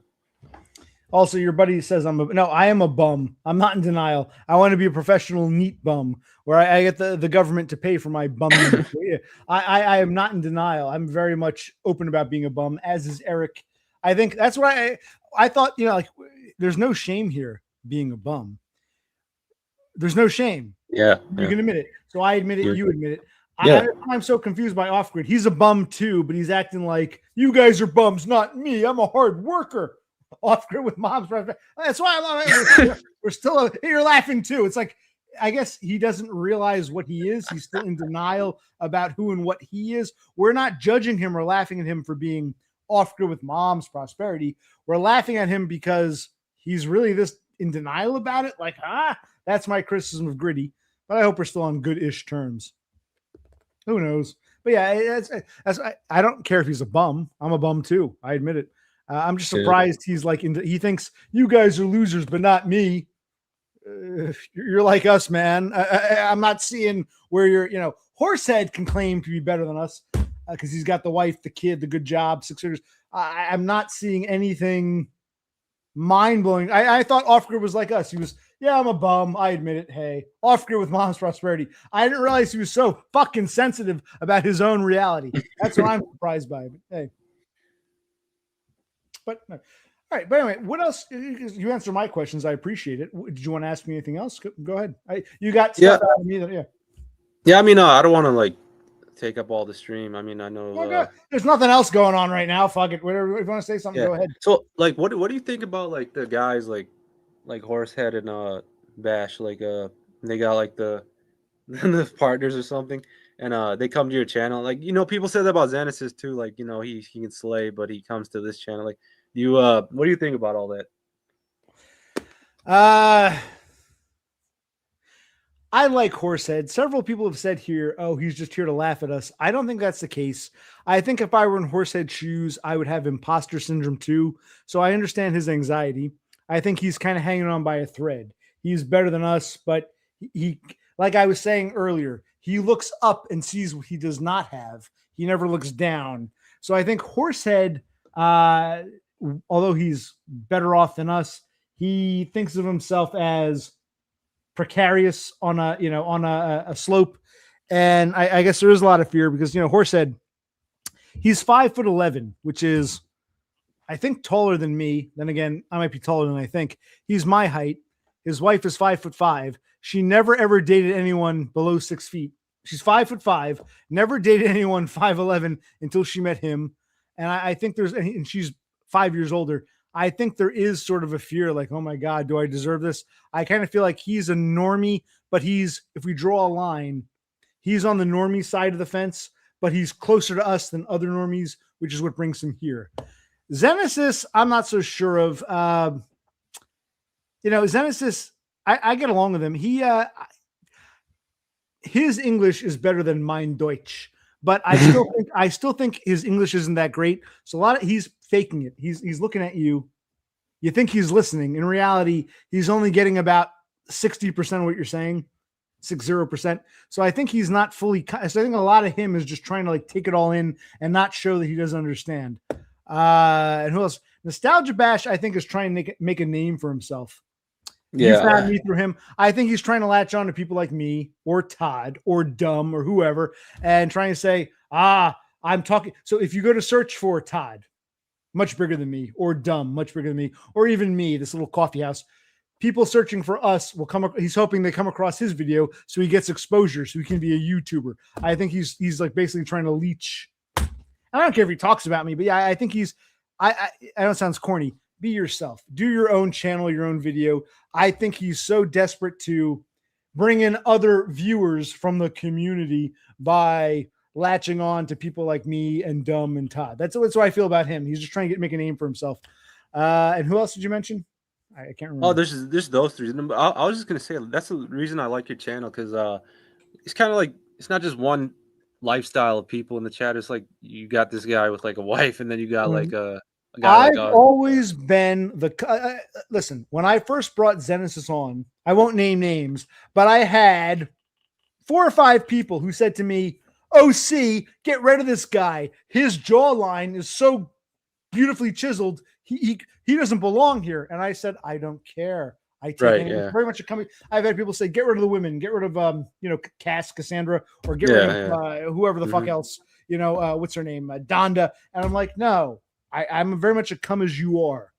That's always been I'll talk to anybody if they want to talk to me. That's my one thing. I'm not gonna ban someone because they're a female or because their jawline mogs ours or because they have a wife and kids, which is why I welcome Horse and Xenesis and whoever the fuck what's her name, Tara Norquay or whoever. I welcome the women. I not trying to be all they call me a simp, fine. It's just I'm not going to kick someone away because you don't like them. And it's very much a come as you are. Yeah, it makes for like a nice like you don't know what the conversation is going to be like. It's really like different type of characters or something. I gotta say, I'm a small. I call it a coffee house. I don't have a lot of non-whites. I mean, I've got white people. I got some spics. I don't have a lot of curry dot heads. So I got you and Xenesis. So I'm getting more. Hey, in the interest of inclusion, I got women, I got guys with great jawlines, and I got more brown people. So I welcome it. I don't shun an individual because of who they are. I say, come and tell us, and then I might disagree with them, but I welcome whoever wants to come in peace. Yeah, that's I like that. I was gonna ask you about what's it called when you were doing the stream with Dumb. How was that? Like me? I've probably done, I don't know how many. I've done probably about a dozen streams with Dumb. Which stream are we talking about here? I I think it's the one where the the thumbnail is like you and him like laying on the floor or something. You went to like the diner or something. Oh, when I went to go, yeah, Yeah. my brother and I Yeah. drove out to meet him before he moved to Australia. About a week or two before he moved, we went and visited him. Yes, okay. So when I was doing, okay, what was the question? No, I was saying how was that meeting him in like person? Well, I think I got a feel for him from the internet, so I knew he'd be, receptive. He was a nice guy. Maybe he didn't really want to look at us, but he's the kind of guy who'd be polite anyway. And it was nice. I'm glad we did it because when we left, I said to my brother, my brother, we'll never see Dumb again. He'll move to Australia. Maybe he talks about, we want to come back and visit. Maybe it'll happen. Maybe it won't. I said, I'm glad we did this because we'll never ever see him again. And even if we do, it'll be a new Dumb, like Act 2. We got to see Dumb at the tail end of it was when Dumb first started streaming. He's living in that house. He's driving his truck. We saw him getting drunk. You've watched Dumb, I believe. You've seen the stuff. We got to see Dumb at the transition phase, the tail end of Act 1, just before he began Act 2. And I said to my brother, I'm glad we did it. And it was, on the whole, a very positive experience. I'm glad I met him. It was nice. Very nice. Yeah. That was a good stream. What's it called? I go back and watch them after, and so like when you found this community, it was just Todd. Was there anybody else? Was there like Oreo Man or something? No, it was mostly Todd, and Todd would recommend people like Proud A-Hole or McHenry Cruiser or some French Canadian dude, and what's his name? He had that tiff with Blue Skies Media. And I would watch those guys and I would say, meh, I like Todd, but none of his people do anything for me. Meh. The only Todd guy I liked was Dumb. Of all Todd's shout outs, the only one I actually wanted to watch was Dumb. So I don't know if you know this, I started watching Dumb. Originally, Dumb just had a channel where he did videos. He did videos long before he met his Australian fiance. He would do videos. He'd be drunk. He'd talk about his life. I identified with him. He deleted that channel, but then he came back. He came back with a second channel where he was streaming. Sometimes he would stream for like 24 hours. And a bunch of people who didn't even know who Todd was or what this community was, a lot of these people would come in to Dumb's chat. So I met a lot of these starlings. I call them starlings, people who fly around to different streams, different nests. I met a lot of these people, so found Todd. Didn't like any of his suggestions other than Dumb. Watched Dumb Part 1. Then Dumb Part 2, when he was streaming 24 hours, is how I met most of these people. Dumb was the only, and I used to joke, I would say Dumb is a poor man's Todd. And he would get upset, but it's kind of a compliment in a way because of all, there's only one Todd. There's only one grotesque of human. But of all of Todd's suggestions, Dumb was the only one that I wanted to watch. And, I got to know him on the internet. I was the first. People don't remember this. One night, he was drunk and he was crying. He was going on about, I want to talk to somebody, anybody. Could somebody call me? Here's my phone number. Could somebody call me? And the chat was, filled with people. No one wanted to call him. So I said, okay, what was the number again? I'll call him. I was the first internet person to make contact with Dumb. So maybe that made it a little extra special. Part of the reason I wanted to meet him, I was the first to call him up and say, hi, man. I discovered you through Todd. I watched your first channel that you got rid of. I enjoy seeing you. Hang in there. Nice to meet you. I was the first internet person to connect with him, in real life. I called him up. So that's why meeting him, me and my brother going to meet him was more special to me because I was, I was the first online person who contacted him directly. So, wow, that's a pretty I guess deep story, man. You probably saved him for doing something like crazy. I hope so. And he saved me in a way. Yeah. I'm glad. Right. Like I said, poor man's Todd. I say it jokingly, but of all of Todd's suggestions, he was the only one that stuck. So I like Todd. I like Dumb, and I got to meet Dumb. So yeah, it's I like that. I like that those streams. Like I think you guys went to the store or something too, and I remember you were talking to that diner lady. That was pretty cool. That was pretty funny. that was one thing that pissed me off.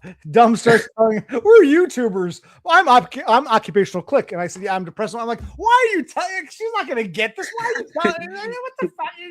he was telling, I'm like, yeah, because she's not gonna, at a diner you can be polite, smile, pay, hi. That she was a waitress / hostess. She wouldn't understand this community. I'm like, why are you telling her this, man? Yeah, but yeah, it was funny. Yeah. So not to go back to like all that. What's your like Did you ever go to like the ward or anything like ever? I'm sorry. Go to the what? The ward, like the mental side. No, Oh. never. And there were people online saying, people said about Todd, his trip to the psych ward may have been a big help in getting meat bucks. And it sounds like Right. you had 3 trips. Yeah, One in adulthood.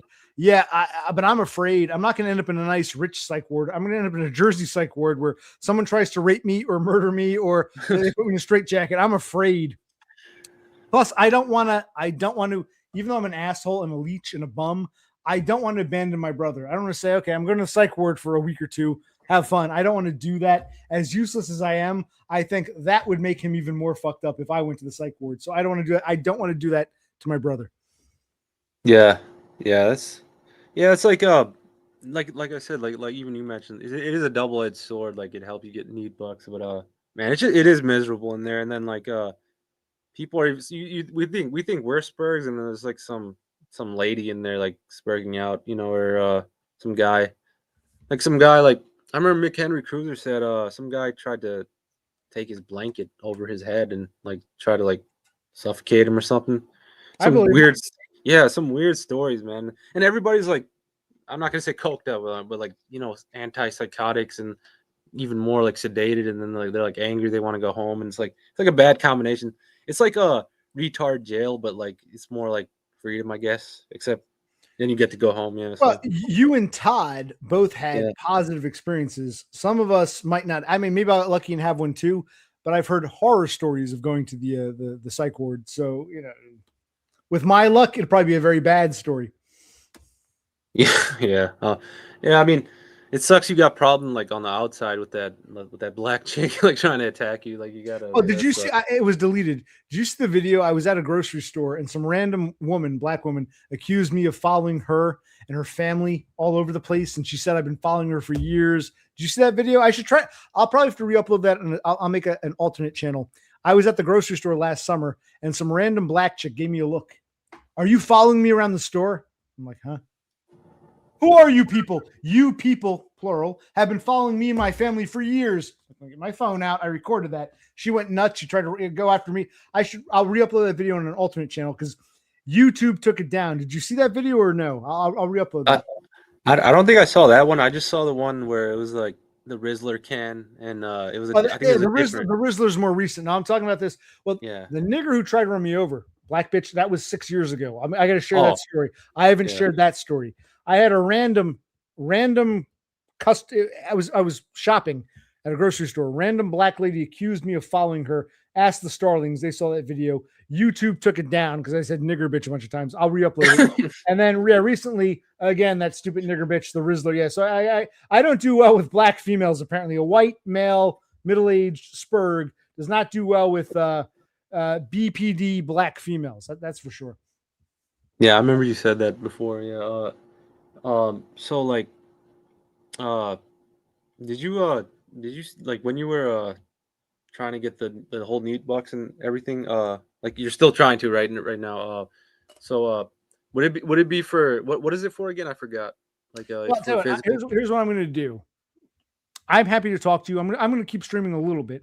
I got to take a piss and get another beer.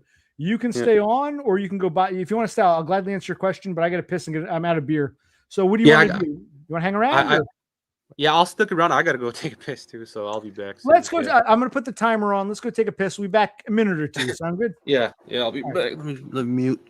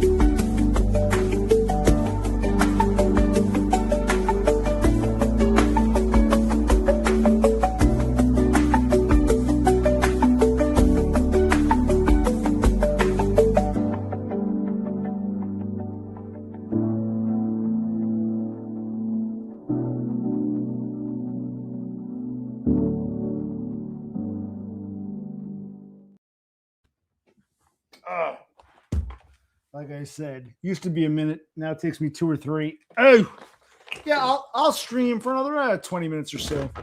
I'm enjoying this nice conversation with this nice curry from Michigan named Eric Draven. If he wants to ask me questions, I'll answer. He gave me some. If I have further Neatbucks questions, I'll ask him. But yeah, what the hell? I'll stream. I'm wow. I thought this stream would be me sharing car wreck photos, which I will do, but probably not now. 2 hours for wow, this turned to quite. But I'm enjoying this. This is why I stream. It's for people like I was just saying. This is why I stream. As of late, I get a lot of trolls. I get a lot of weirdos. Yeah, the whole. Yeah, it's like reminiscent of the original coffee house idea. We get to go ahead. Yeah, no, yeah, I hate the whole like Penny Pounder. He trolls a lot and all those guys. It's like gets annoying at certain point. I like the whole like conversation. Like you said, high IQ for guys like us, I guess. Right, for guys, yes. But yeah, Horse Nebula. Yeah, Eric Draven is from The Crow. Yeah, 1994. Yeah. I don't know if you remember that movie, OC. That was the movie, or what's his name? Bruce Lee's son was killed when a round went off. It was supposed to be on set. Yeah, I remember that, but yeah. But no, I was gonna ask you like about you think the whole physical versus like getting it for mental health, like the big discrepancy in that, like is it like harder? Obviously, I mean it's harder for mental health, they say, but even for physical, it can take long, right? So, well, in your case and in Todd's case, you guys got really lucky. Let me ask you before I'll answer the question. But first, how long did it take your father? Because your father got it for physical. Did he get it quickly, or did you have to get a lawyer? Your father, when he got an SSDI, he's on SSDI. Yeah. So, I was really young at that time, but I think I asked him about it like when I was applying for mine. So they actually like expedited and like sped up his process because he can actually show like he just had surgery. So I think that was pretty quick and. I guess he got unemployment because he had to abruptly get out of his job. How long has your father been on his disability? I would guess because I think it was right when he got injured. I think how old were you roughly? I was like 4, dude. Like I just remember him like in a sling. I don't remember like that. Your father's been on SSDI for like 22 years now. Yeah, long time. So like. Basically, my whole life I was like below poor, like so. Yeah, so I just remember that, like I was just really poor. Yeah, but no, he like I'll share this like just real quick. Like he actually like that factory had like unsafe, like some factories had like shitty work environments. So let's just say he got a good settlement when he won the case against them, because it was a shitty factory with like years. No. Maybe a settlement. He sued them. That's different than getting SSDI is based on what you paid into it. So I'm mentioning something else. Like he gets SSDI, but then he also did that after with a lawyer. He sued the warehouse and got a settlement. Yeah. I'm just mentioning that, like also, yeah. So that's like one of the reasons, like I told you earlier, we lived in like a really hood rat like neighborhood before, and we're lucky like we live in a white neighborhood now because of that settlement. So yeah, that's what I was just trying to say. Yeah. So your father's been disabled since you were 4 years old, and you're 26. Yeah. Yep. So you're 20 for most of your life. He's been on it. And how did your parents? Well, first of all, let me ask: does your mother work, or does she have any kind of income, or it's just your father's? Yeah, it was just my father's, and back then it was like $700 or something a month, so it was barely nothing. Yeah, so it was just him. Well, okay.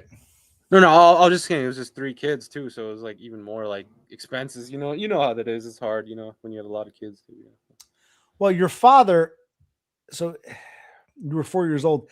Did he have hopes for you? Was he upset that you wanted to be a NEET, or he was cool with it? Or how did your parents feel about you becoming a NEET? Well, like before that, he did have hopes. But when I had my whole like spurg out, like, phase, like when I was 16, like I told you, it kind of went out the window because I think it takes a while for like, I guess certain parents to like realize, like, hey man, he's not going to be like the other 2. So let's just put him to the side and let's just focus on the 2 that are actually like high IQ and everything. So, he doesn't have them. Well, your parents are still together, your mother and father? Yeah, they've been together for like 36 years. So yeah. Right, but do your siblings send them money? When they funny thing about the yes, they didn't send them money, but like when they lived here, like as they had jobs, so they were helping out in that way with like the bills, water bill. Because I mean, they're showering so much, they're using all this washing their clothes, so they had to pitch in. So I mean, I know you say like how you pitched in for your father who had a stroke and stuff, but Mhm. the reverse thing, where my siblings would like pay for like even my dad's like car payment because you can't really have a car like with like 700 a month like a lease, so he was helping with that too. So there was like some benefits that my brother was giving my dad because, and obviously my dad paid for like their school and stuff. So obviously you got to pay him back some way. So yeah, yeah. Well, how did your father pay for the school if he's been on disability since you were 4 years old?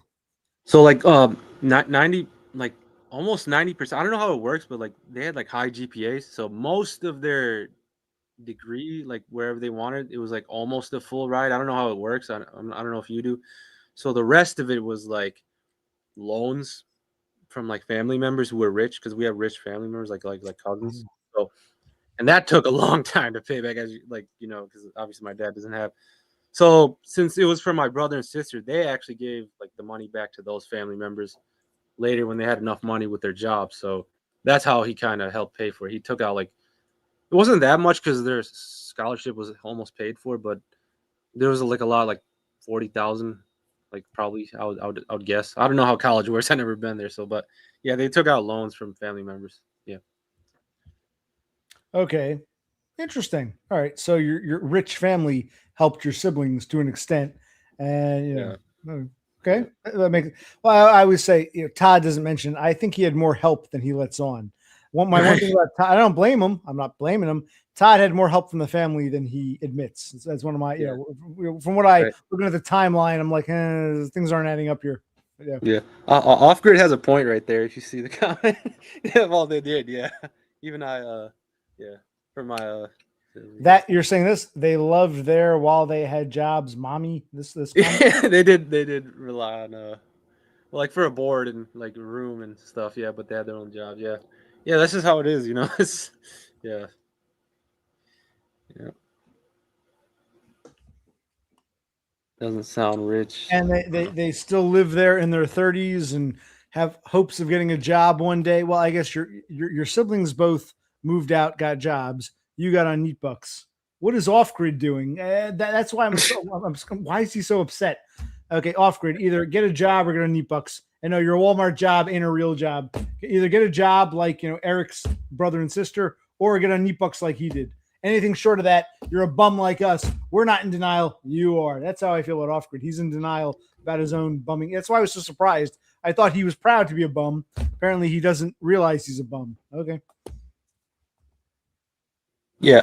Yeah, I was gonna ask you this too. Like, obviously not too much detail, but like, how's like the whole like expenses like of because like I know doesn't like New Jersey have like a subway system? Like, do you use that or do you actually have like a car and stuff? No, there's not a statewide subway system. I wrecked my Mm. car. My original plan was to share the photos. I can share one. I'll show you how bad it was. I'm gonna share with you a photo. I want to do maybe I'll make it its own video. My brother and I last Friday went down to the lot where my car was held since my accident. My accident was December 15th. We finally took care of it May 15th. I paid them 155. I paid 155 and I signed the title over to the salvage yard for them to scrap the car. It was totally wrecked. And you can see I was in an accident back in mid-December. Here, I'll show you. Let me show you some photos of the spectacular wreck. If I can find them. Where did I put them now? Now I'm drunk and tired. I'm probably more drunker and tired than I realized, but I'll find them. Hold on. Let me see if I can show you a good photo. Not here. Where did I put them? They're on my computer somewhere. Give me a sec. Here we go. I think I found them.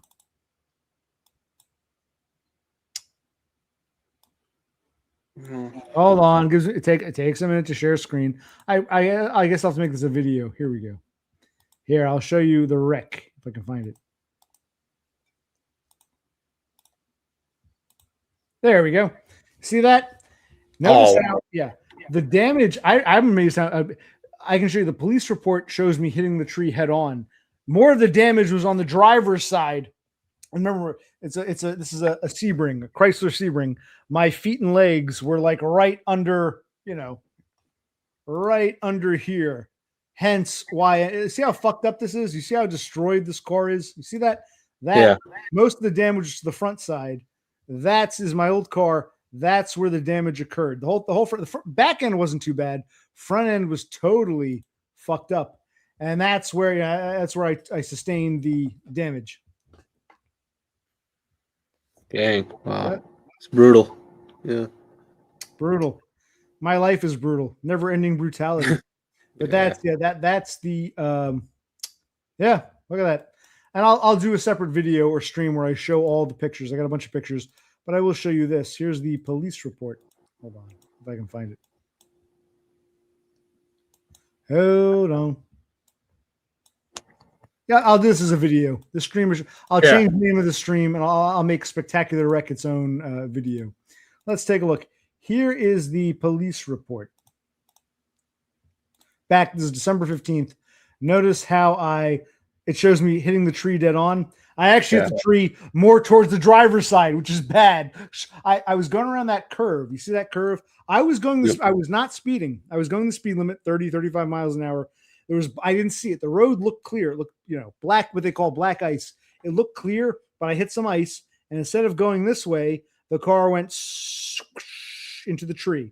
But it wasn't head on. It was more the driver's side into this very tall, mature tree. And I should go back to that site and record it. But yeah, that's what happened. And you saw the damage from the car. Yeah, it was a head-on collision. A spectacular wreck. Yeah, the name of the stream.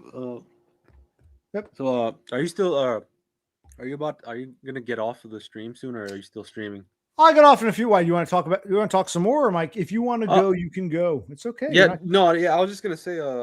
Thanks for having me on. It's good to talk to you. Like finally, on the stream. I've been watching for a while, and I'm probably gonna always be whenever you have a stream, I'll probably just hop on whenever I if I'm not sleeping. Yeah. So don't be.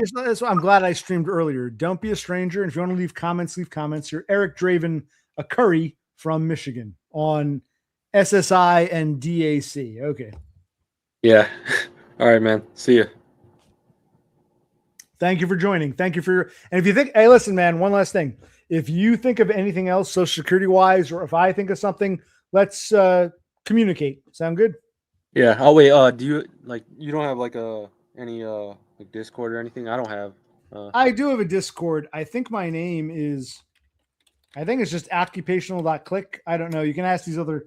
I have a Discord that I signed up for, but I don't know what my name is. But, yeah. If you're on it, I'll just if I have a question or you have a question, I'll just off grid it is.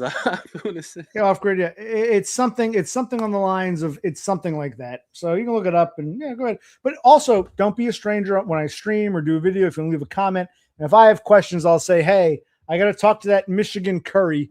What was that? The phone call. What do they want with this? I'll just I'll state it, and you can leave a comment. How's that sound? Yeah, absolutely, man. It's good to talk to you, and see you next time. And next time to everybody in the chat, off grid, Horsehead, all you guys. See ya. Okay, that was what was his name again? Forgot his name already. But the Curry in Michigan. See, I hope JT was watching. That's what my streams are. You come in, you give some background about yourself. He showed his face briefly. I know Horsehead said, this guy is bullshitting you. I said, maybe, but we don't know. We can't jump to that conclusion. I give people a chance. He shared about himself, about his age, his state. He got on SSI and DAC. He's got two older, amazing, just like PTSD Spurg or ongoing, whatever it is. He's a fraternal twin. This dude has two fraternal twins, brother and sister, who are the successful ones. His father's been on Neat Bucks for over 20 years due to an injury at a warehouse. We learned the basics, the background, that kind of shit. This was nice because this reminds me of how it was when I first started streaming. When I first began doing this, this is what streams were. And then it became trolls and outsiders and weirdos. I want to come on your stream, but why should I tell you what state I live in? Or how old I am? Oh. I hope JT was paying attention. That is how you do a stream. That's how you take a phone call. I took a call. There we go. I agree. I'll probably get off in a few minutes. Then again, I got these 2 beers. I wanted to share the wreckage photos. Now I'm thinking maybe just make that its own video or something. A spectacular wreck with pictures. Because I don't want to share that. I want to share some stuff about physical therapy. But you know, whenever I stream, I never know exactly where it's going to go. I might have an idea. By the way, I don't know if you noticed, I don't have an old one. Budweiser cans used to be red with a little bit of white. For the 250th, 250, 2.5 centuries of American independence, they made this, you know, sort of classic. This looks like an older style. See that? America. Budweiser. So I kind of like the decor. I don't know if it was like this all the time, then the old red one might look exotic. But because I'm so used to the red one, this can looks so damn exotic.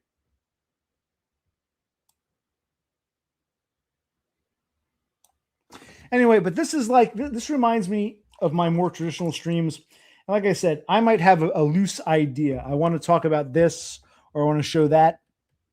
Sometimes I do that, but if the stream goes somewhere else, that's fine. You can't always, I can't always dictate where a stream goes. And hold on. Yo, don't come by the dining room just yet. I'm getting off. My brother's home. I'll tell him all about this lovely stream. That's what I was saying. I like the stream. I didn't expect a call in from a new person, but he was a very nice person, and he shared things that like it was like a traditional, old-fashioned occupational click stream, and he talked about neat bucks. So thank you, Eric. Appreciate having you, Eric. Don't be a stranger. And like I said, it's very much come as you are. I don't care if you're black or white or curry, male, female, or transgender. I don't care if you're not because I'm Mr. Tolerance. It's because I don't give a shit. If someone wants to talk to me, I'll talk to them as long as they come in peace. My brother's home earlier than he should be. Hold on. Hey, buddy. Why are you home so early? Can you tell me? Oh, that's right. They cut his hours. He came home at 1, not two. They really cut his hours. He's gotten some 8-hour shifts. They've been okay. What time did you go in this morning? Oh, he had a very short 6-hour day. Well, he's home. You want to join me for like 20 minutes or no? Probably have to end this now. Okay. When I was a boy, my mother bought me a pair of sneakers. They were called Ruse. They had a kangaroo, Ruse, and they had this little pouch. You could put like a penny or a nickel in it. You make me think of the Ruse shoes. Memory lane. I will stream again or do a video. I want to share the spectacular wreck, the photos. But I've enjoyed this stream. This was not, even though it might not have gone the way I wanted it, might not have gone the way I planned. I kind of like, hold on a minute. I am tired and drunk. I kind of like the fact that there is that spontaneity factor. You never really know where a stream may or may not go. And I enjoyed talking to Eric, the Pakistani in Michigan on Neat Bucks. His situation is more like Todd than mine's, but okay. See, off grid. We don't have to be enemies. We might disagree, but we can laugh it off. I hope. Gritty. I hope, Philip. I did a stream earlier. I was telling them, you can join us. I'm going to end it soon. Normally we begin and I go to bed. This is the opposite. Yes. Yes. I decided to, here's what happened. The past 4 or 5 days, I have not had any beer. I've been getting up early. Not very productive, but I'm waking up earlier. Today I woke up and I had such bad anxiety. So I have a couple beers and do a stream. Wonderful. Okay. I shouldn't be drinking when you're at home, but I can't drive to get you because I don't have a car. Okay. But I had a lovely chat with a 26-year-old Pakistani dothead curry in Michigan who's on Neat Bucks. It was a very good chat. And he asked me questions and I was very honest. There's something because you came up and I said, I'm an asshole. I leech off my brother, but I was talking about our parents and how I burned myself. And our mother kept going on about, we can move out early. No, I don't care what retard says. Let's move out. He needs cable. They were moving out in 2 days. You're dragging your feet. I was treated like shit at work. And even if I'm a piece of shit, you can't deny that your parents and your sister are also pieces of shit in their own right. Am I correct about that? Or I totally off base? Yeah, no, like the other day I was telling him I got worthless parents and a retard spirit of a brother. Yes, I love what you really said. That was much. great. You said you were doubly fucked, right? Yeah, that's what I said. How you spell doubly? DOUBLEY, Doubly fucked. Would you say? Worthless parents. Screwed up worthless parents. I'm going to type this. Screwed up worthless parents. Retard spurg fuck up of a brother.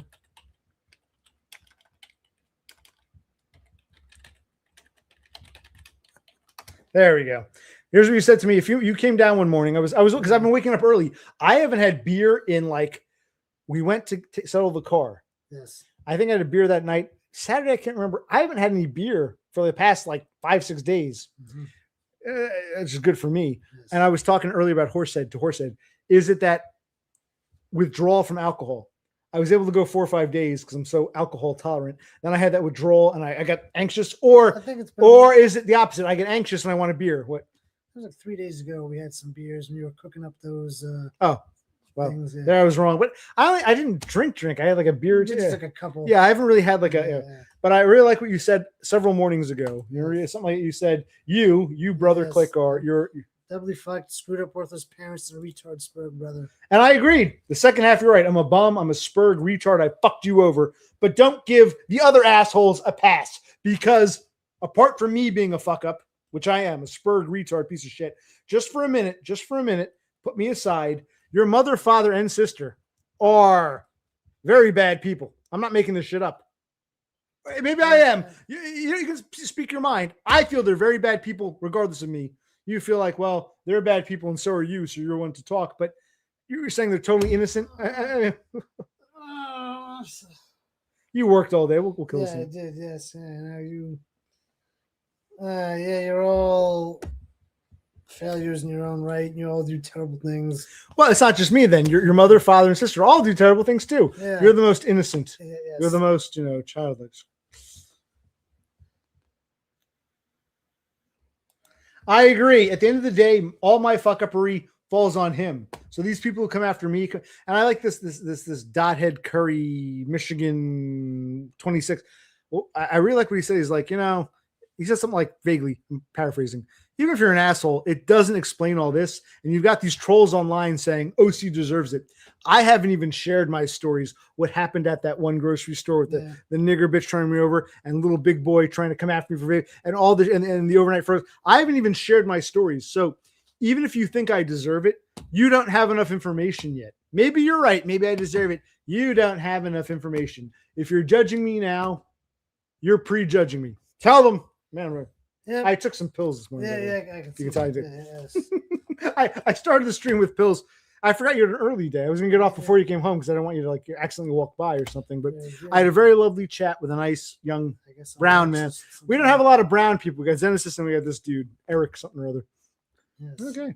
I was going to share the pictures of the wreck. Remember the pictures of the I'll maybe make a video or another stream. The accident spot, I know where it is now. We'll go back because I forgot where on the road it was. We'll go back. It shows me hitting head on. See that? Yeah. But I didn't really hit head on. More of the damage was to the driver's side as I was trying to share. More of the damage.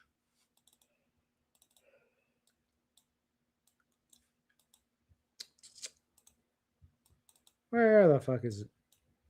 Because I'm too tired to go through all this now. I'll do it next stream. I was actually surprised. I wasn't expecting such a big showing. You stream at different hours and different things like that. You get different people. And this guy, he was nice. He was like, yeah, I guess you get the Euro cells. You also get the early morning Midwestern cells. Yes. This dude was like, "Yeah, I've watched some of your stuff." He's working backwards. He didn't know Todd. Oh, he found like Pony Boy. What's his name? Nostalgia Bash. Okay. He found Nostalgia Bash and like Off Grid, then worked his way back to me, then worked his way back to Dumb, and he just discovered he did the opposite. But he's like, yeah, I saw you from these other people's streams and Horsehead so he saw and he said I'm usually asleep because we stream evenings, afternoons. Exactly, yeah. So he's a morning guy. Yes. So we got a morning. It was nice. I said, "Don't be a stranger." It was a very nice chat, kind of like old school. When I used to bring people on, we talk about where you're from, how old are you. This guy's 26, Michigan. Yeah, okay, it was nice because I haven't had a stream like this in quite some time. Yes, so that's what I originally started for. But anyway, where was it?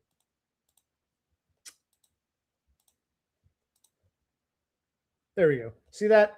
Look at that wreck.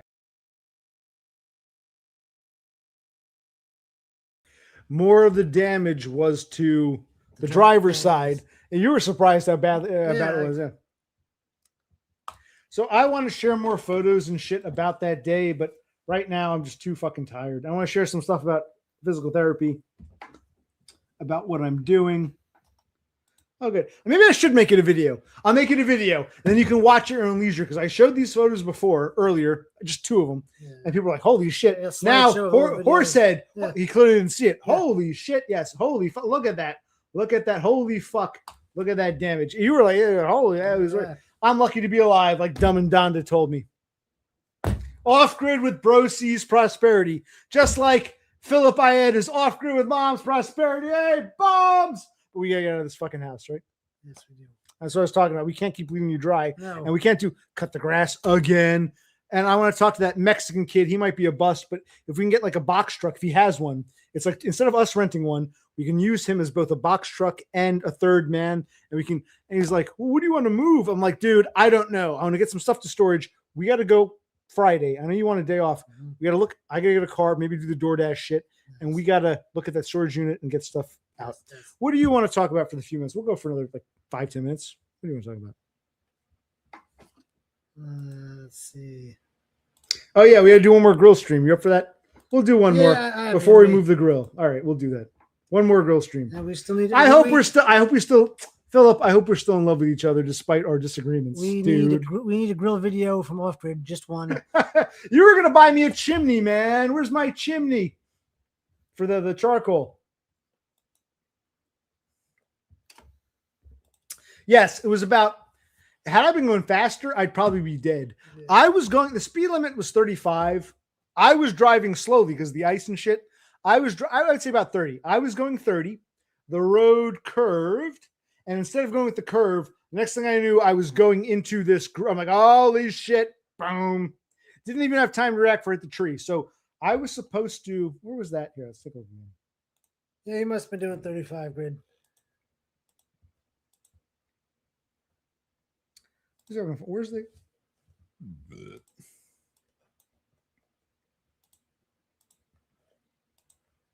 Yeah, it's got to be. Well, I've learned this. I was gonna make it a stream. This has to be a video. This is gonna be video worthy.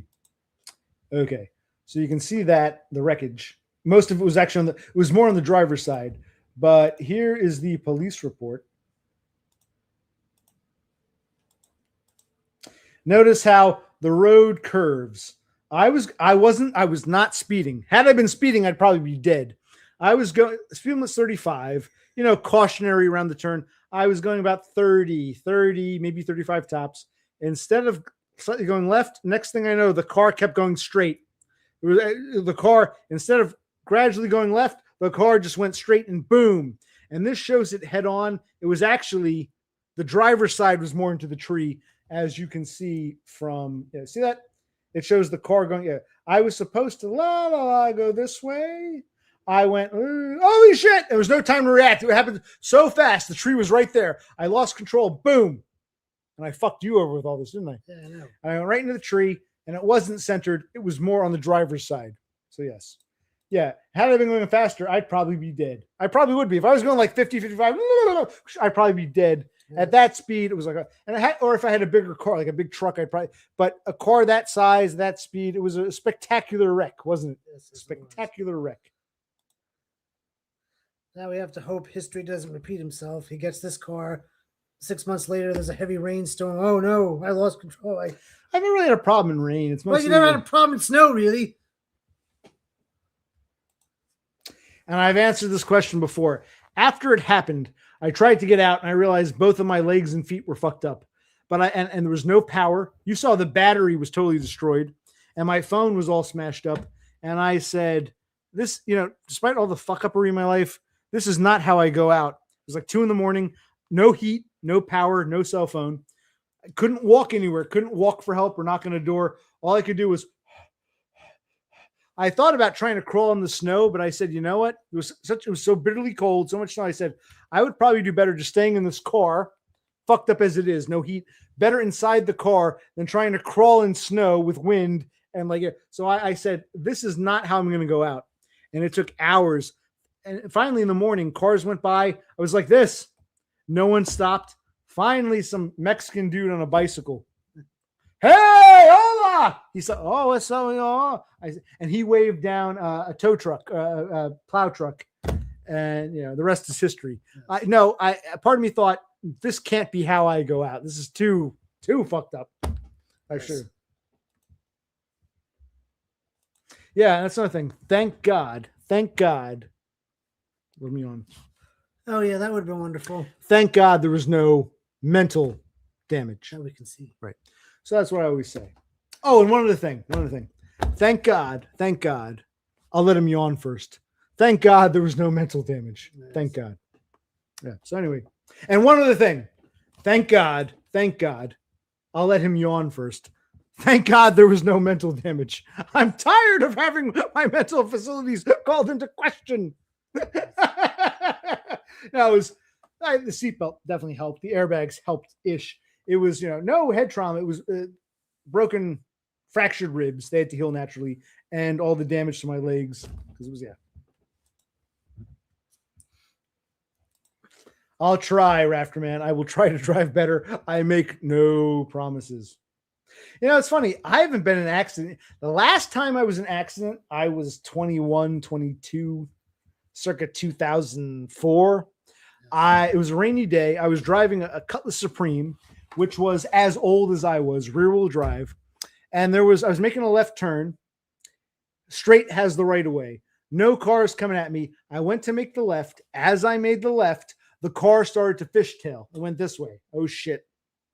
Meanwhile, there were these 2 college girls. I was in college. They were grad students. They were coming up. They didn't stop. They weren't even looking. They just went right through, and they hit my back end, and I spun around. I was okay. The car even made it. Back end was fucked up. The girls should not have been driving as fast as they were, but ultimately I was at fault because I was making a left and straight has right of way. Had it been a dry day, a nice dry day, I would have made that turn no problem, been out of sight before the grad student girls came up. But I went to make the left. I was going slowly, make a left like normal. And the rear wheel drive of those, those old, I love those cars, those Cutlasses. Yeah. Car was an 83 Cutlass, almost as old as I was. So I was like early 20s. As I made the left, everything was fine. And then just before I made the full left, the back began to fishtail. So I'm like, oh, and I was basically just dead in the road fishtailing. And that's when these girls, not even looking, crashed into me. I spun around and no major damage to me. Even the car was okay, but I was at fault. And now jump ahead 20 plus years. You saw all that. When we went to go see Dumb, he said that I was a decent driver when I drove your rental van. Exactly. That's all you need. I don't usually have these problems, but I was so worked up that night. The landlord coming. I got into a tiff with that nigger bitch. Where's my life going? I was so in a headspace, and I hadn't slept because it snowed the night before. In that heavy snowstorm, you can go back and watch my stuff. I drove home, no problem, but I didn't sleep that night because you were at work and you came home. I'll show you. So I should just called out. I should just fuck it. I call out tonight. I shouldn't have gone in that night. It's my fault. I should just called out.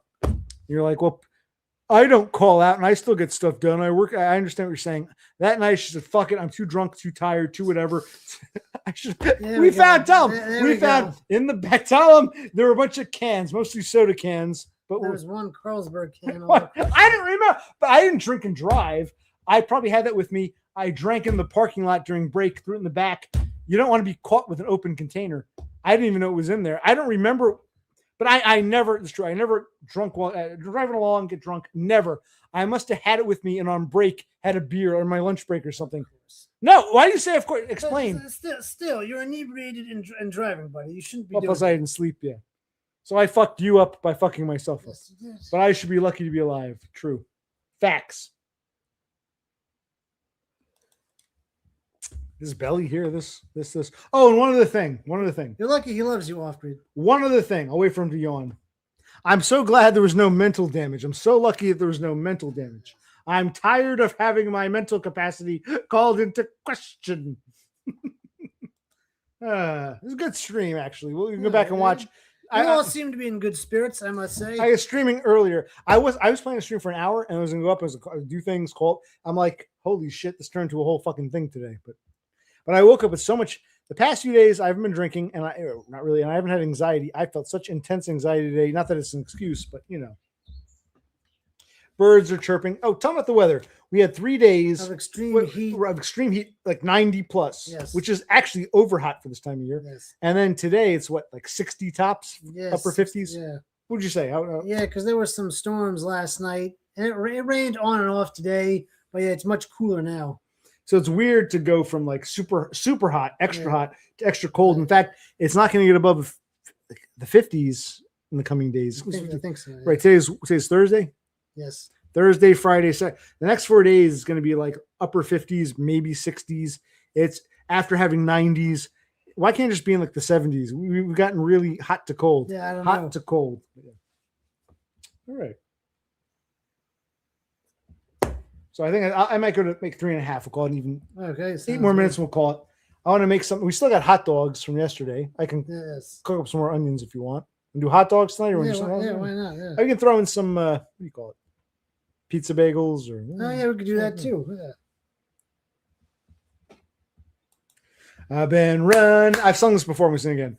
We've been running, police on our backs. Help me find the spirit like I've been running Monday, Tuesday, Wednesday, Thursday, Friday, Saturday, Sunday. Running Monday, Tuesday, Wednesday, Thursday, Friday, Saturday, Sunday. Doodle-doo. What have I done? What have we done? One more time. Running Monday, Tuesday, Wednesday, Thursday, Friday, Saturday, Sunday. Running Monday, Tuesday, Wednesday, Thursday, Friday, Saturday, Sunday. What have I done? What have I done? Yeah, Rafterman's in Maryland, so I'm assuming his weather's comparable to ours. Hot weather for 3 days, now all rainy. Is that accurate? It's probably the same. You're not that far away. It's probably the same. But actually, I like it because we still have the heat on. The heat is still on. Yes. We will not shut the heat off until early June, just in case. That doesn't mean the heat is running. It just means that if the temperature drops below something, the thermometer, that metal rod, thermostat will pick. Well, the thermostat connects to the metal rod. It'll say below a certain degree, turn the heat on. So we still have the heat on. Past 3 days, we had that stale, musty air because it's so warm. Today, I have the door open. It's nice to have this cool Pacific Northwest kind of, chill, but not bitterly cold, like, a chill. And we got fucked here in Jersey. A lot of farmers are complaining. So one guy on TV is like, I'm a farmer, as is my daddy, my grandpappy, my great-grandpappy. None of them ever complained about this. We planted our seeds regular time. They started to bloom in April. And then we got this frost, late April, early May. We got this frost and it killed everything. All my life, this has never happened. And to my father and my grandfather, my great-grandfather, this never happened. This is so unusual. We had a freak frost very late April, early May, which is possible. You can get frost in May. But it was so bad that we had like warm weather in late April. These like peach trees and plum trees and apple trees and what else? Tangerines. They started to bloom. They got this frost, killed them all. Some farms have lost like 100% of their crop for the year. So it's a very bad weather situation. But we had 3 days of intense heat. Then we're going to have 4 days of chill. And then I think it's going to go right around Memorial Day. That's always what happens. Memorial Day is when summer begins. Literally here in Jersey, here in Jersey, doesn't matter if it's hot or cold, Memorial Day onwards, it should be nice weather unless we get a cold summer. Every now and then we get a cold summer, just like this chilly, rainy. But if we don't get a cold summer, the permanent warm weather begins very, very late May, like right around Memorial Day, give or take a day. So we're not there yet, but give it another, what day is it today? Another week, we will be in warm weather, and I'm walking more. It's time to grill. They're asking for one more grill stream. All right. What about that Mexican kid? Is it dead end, or what are you thinking? I don't know. We'll see. Because we need a third guy to help us because I'm all crippled, but we can get some shit over. We can get that shit out. Should we do one legacy Windows 95 Civ 2 game before we move out? Maybe. I want to move that because we don't need, if we move that out, some of these bookshelves, if we move this shit out, you know what I mean? Yes. Sing it, man. Running Monday, Tuesday, Wednesday, Thursday, Friday, Saturday, Sunday. Running Monday, Tuesday, Wednesday, Thursday, Friday, Saturday, Sunday. What have I done? What? Off grid, really? What have I done, Gritty? What have... next time, we're winding down. My brother's, like we said, usually he starts with me and goes to bed. This is the opposite. I most of this was by myself, just occupational click. Brosi joins us for the very end because he wants to do his thing. He wants to unwind. Yes. I gotta heat up some hot dogs and some sausages and go from there, and maybe something else. Make some onions. We got stuff to do, man. Yes, we do. I'm glad I needed. I think I was feeling so anxious for the past X amount of days. Barely drinking, no streaming. I said, I got to have a beer and stream. And I didn't think it would be this long, but I enjoyed my convo with Eric, the Pakistani from Michigan. Very good. Exactly. Same here. 3 days, Monday, Tuesday, Wednesday, hot. Now, Thursday, Friday, it's supposed to be colder tomorrow, the next day. Thursday, Friday, Saturday, Sunday. So we had 3 days in the 90s. And now 5 days, 4 or 5 days in the 50s or 60s. But then Memorial Day, it should warm up to like normal 70s, 80s weather. I think. Did you see a weather report? Not currently, no. Whoa. The tornado alley is moving more east. Isn't that something? But Jersey's east enough that hopefully it doesn't catch up with us. Maybe Dumb's old house will be destroyed, bricks flying. But we're still further east. It hasn't quite caught up with us. Oh, wow. Towards the coast? Holy shite. Uh-oh. We do have too much shit. Yeah. We got to get moving. That's why I want this. We got to go on Friday. We have to see. I don't know what it looks like. The storage facility, move stuff around. How much of this shit can we fit in there? Mm-hmm. And maybe this Mexican kid can help us. We'll pay him. His box truck. We'll load up 2-3 trips. I don't know if it's all in a fit. Picture it, buddy. Yeah. You were there more recently. Yeah, yes. Picture the storage unit. Yes.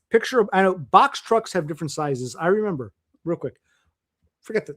When we rented box trucks, there were like 3 sizes. Uh-huh. I really like the middle. The long one, like Goldilocks. The short one was too short. The long one was too long. I bumped a curb. The medium one was just right. It felt the most natural. I really liked the medium. I forget what size it was. The medium-sized box truck. Remember this? Yes. The short one was too short. The long one was too long. I hit a curb. I really like the medium. I don't know how big this kid. I even said to him, I don't know how big your box truck is. I don't think he even knows. But picture a box truck. Picture the storage facility. How much shit from here? How many box trucks can we fit into that unit?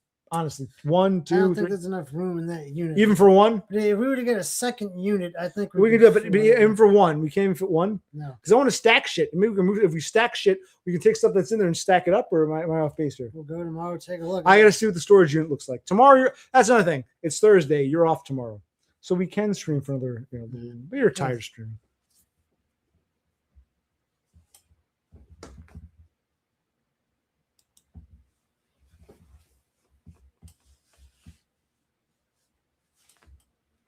You're drunk and pilled, buddy. You're drunk and pilled. When you have a brother, you can do things that you wouldn't do with like any other man. He's my brother. I can. Yeah, it's bad, but we're brothers. Right, look over there. Yeah. All right, we'll end this soon. But what else? You want to have a beer? Or you're done. Because you're off, but you should have like an off-ish night. You know what I mean? Yes. Catch up on sleep tomorrow afternoon. We go to the storage facility and go to the car place. Yes. But I don't really want to buy the car until June. I don't want to start paying insurance until after June 1st. I get insurance first. We can go look at it if it's still there. Hopefully it hasn't sold. Then I get insurance in June because I don't want to buy a car until after June 1st. And maybe if I do DoorDash, if I can't work a job and do the DoorDash, even though it sucks, maybe I have to do these things. I'll consider it, but I got to buy a car.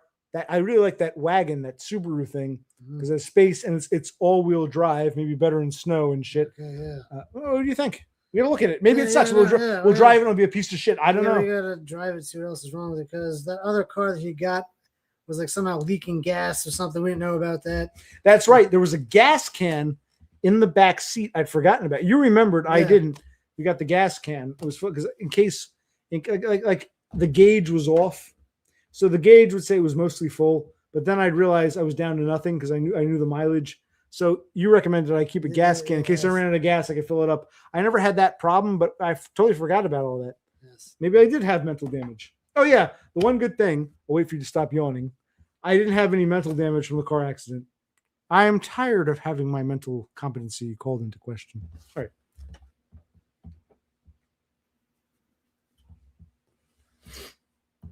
Well, should we get one of those pods and put a bunch of shit in a pod? It's a possibility. What do you think, Horsehead? Did you consider a pod? And then we'll end it unless you have anything else to say. I got nothing.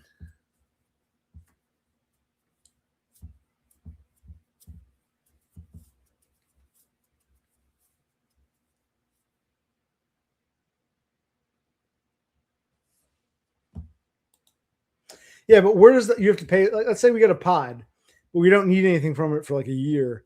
You got to pay what every month to keep the pod. How do the pods work?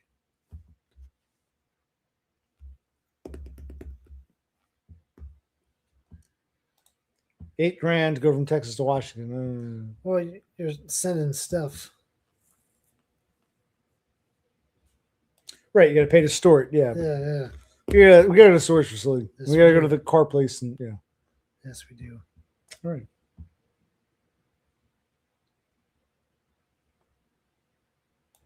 Well, yeah, dude, and I told this Mexican kid, I haven't said to him, I said, listen, man, he's asking me to take pictures of photos, furniture. I'm like, listen, dude, this isn't, I'm not sure what I want to take. I don't know what's going to fit in your box truck and what's going to fit in the storage unit. We're not moving yet. I just want to get stuff moved over there.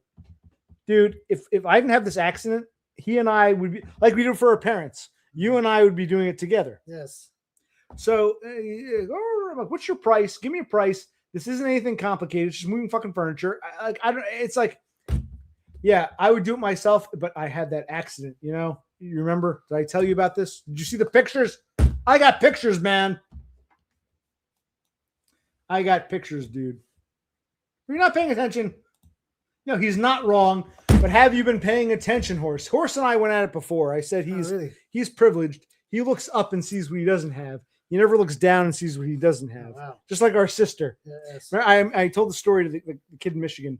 Remember the rug that our mother loved, but our sister wanted to junk because it was in the basement. Ew.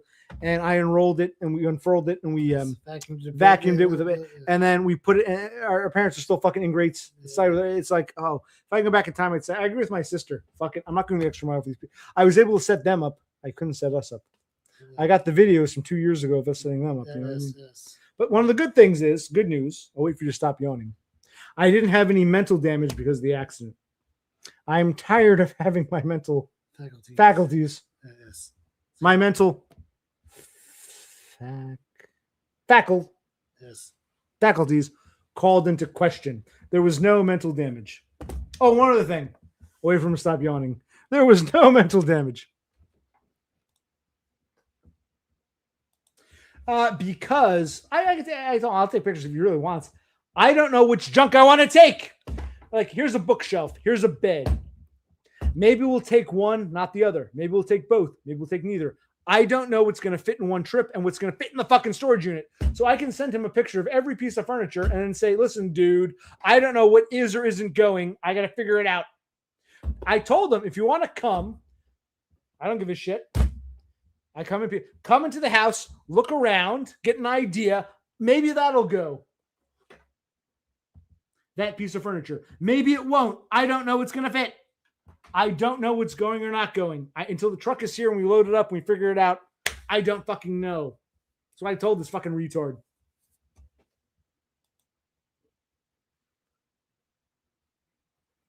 Yeah, Horse did the hybrid because I saw the video. You were driving through Window Rock, Arizona or some shit. You had to do both. The stuff you needed. Maybe the pod stuff is just garbage. Maybe a lot of garbage just throw out. But the shit is ours for now. Fuck our fucking idiot parents. They'll never come back and that. Fuck it. Let's get out of here. You're not moving. We got to move. We have no choice. Well, I told him he's at any stairs. Yeah, upstairs, downstairs. Most of the stuff's on the ground level. Beds, tables, no disassembling, and just the bookshelves. I mean, like a couch, like just furniture. There's nothing. I don't think. Can you think? Is there anything we have that's like total? Like, pretend you're a mover. I'm a mover. I'm going to move furniture. A couch, a love seat, some end tables, shelving units. Shelving. I mean, there's nothing unique or bizarre that I can think of. There's no grand piano. Right. There's no. There's no pool table. Right. There's nothing ridiculous. Grand piano, pool table, some like gigantic. I can't think of anything that's like, you know, unique or out of left field that wouldn't just be ordinary furniture. I can't.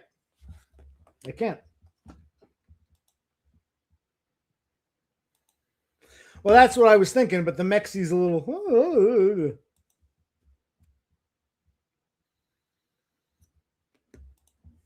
Yes, you have mental health issues, but your mental health issues aren't as bad as people below you. You're hanging out with people below you. Look down, not up.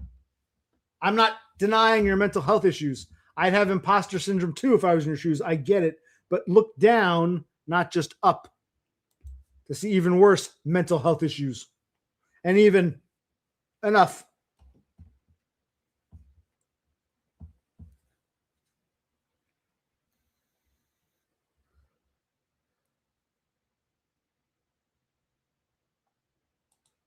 No, I don't want to come. Truth is, this Mexican kid, he's like, oh, anything else? He tells me there's a box truck. I'm like, that's cool. I think he's scared, nervous. He's probably never done this before. He probably doesn't know what he's doing. I was hoping to go the cheap way and not have to deal with like a company, but we'll see. Or I just rent the box truck myself and very slowly load it up. I don't know. I just thought, hey, the kid knocked on my door wanting to do bug extermination. I thought, well, hey, maybe this would be a good opportunity. He wants to make some summer bucks. We'll talk. I think he's scared. I think he doesn't, you know. Okay. But he was just, I didn't have to search for him. He just knocked on the door. I'm like, okay, you got a box truck? Let's move some shit. So I don't want to come. I want him to fucking come and do his fucking job.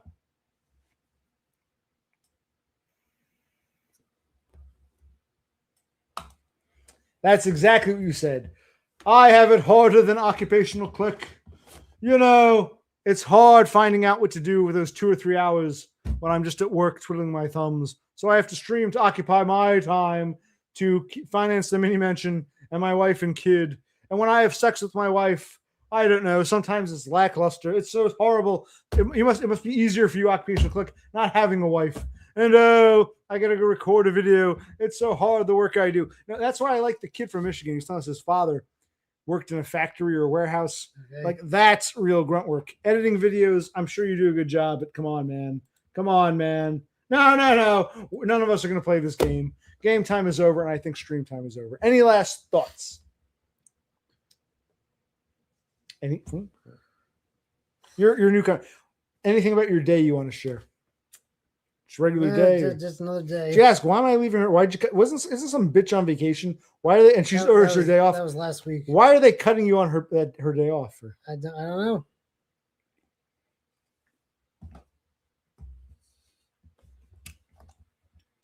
Exactly. Be me.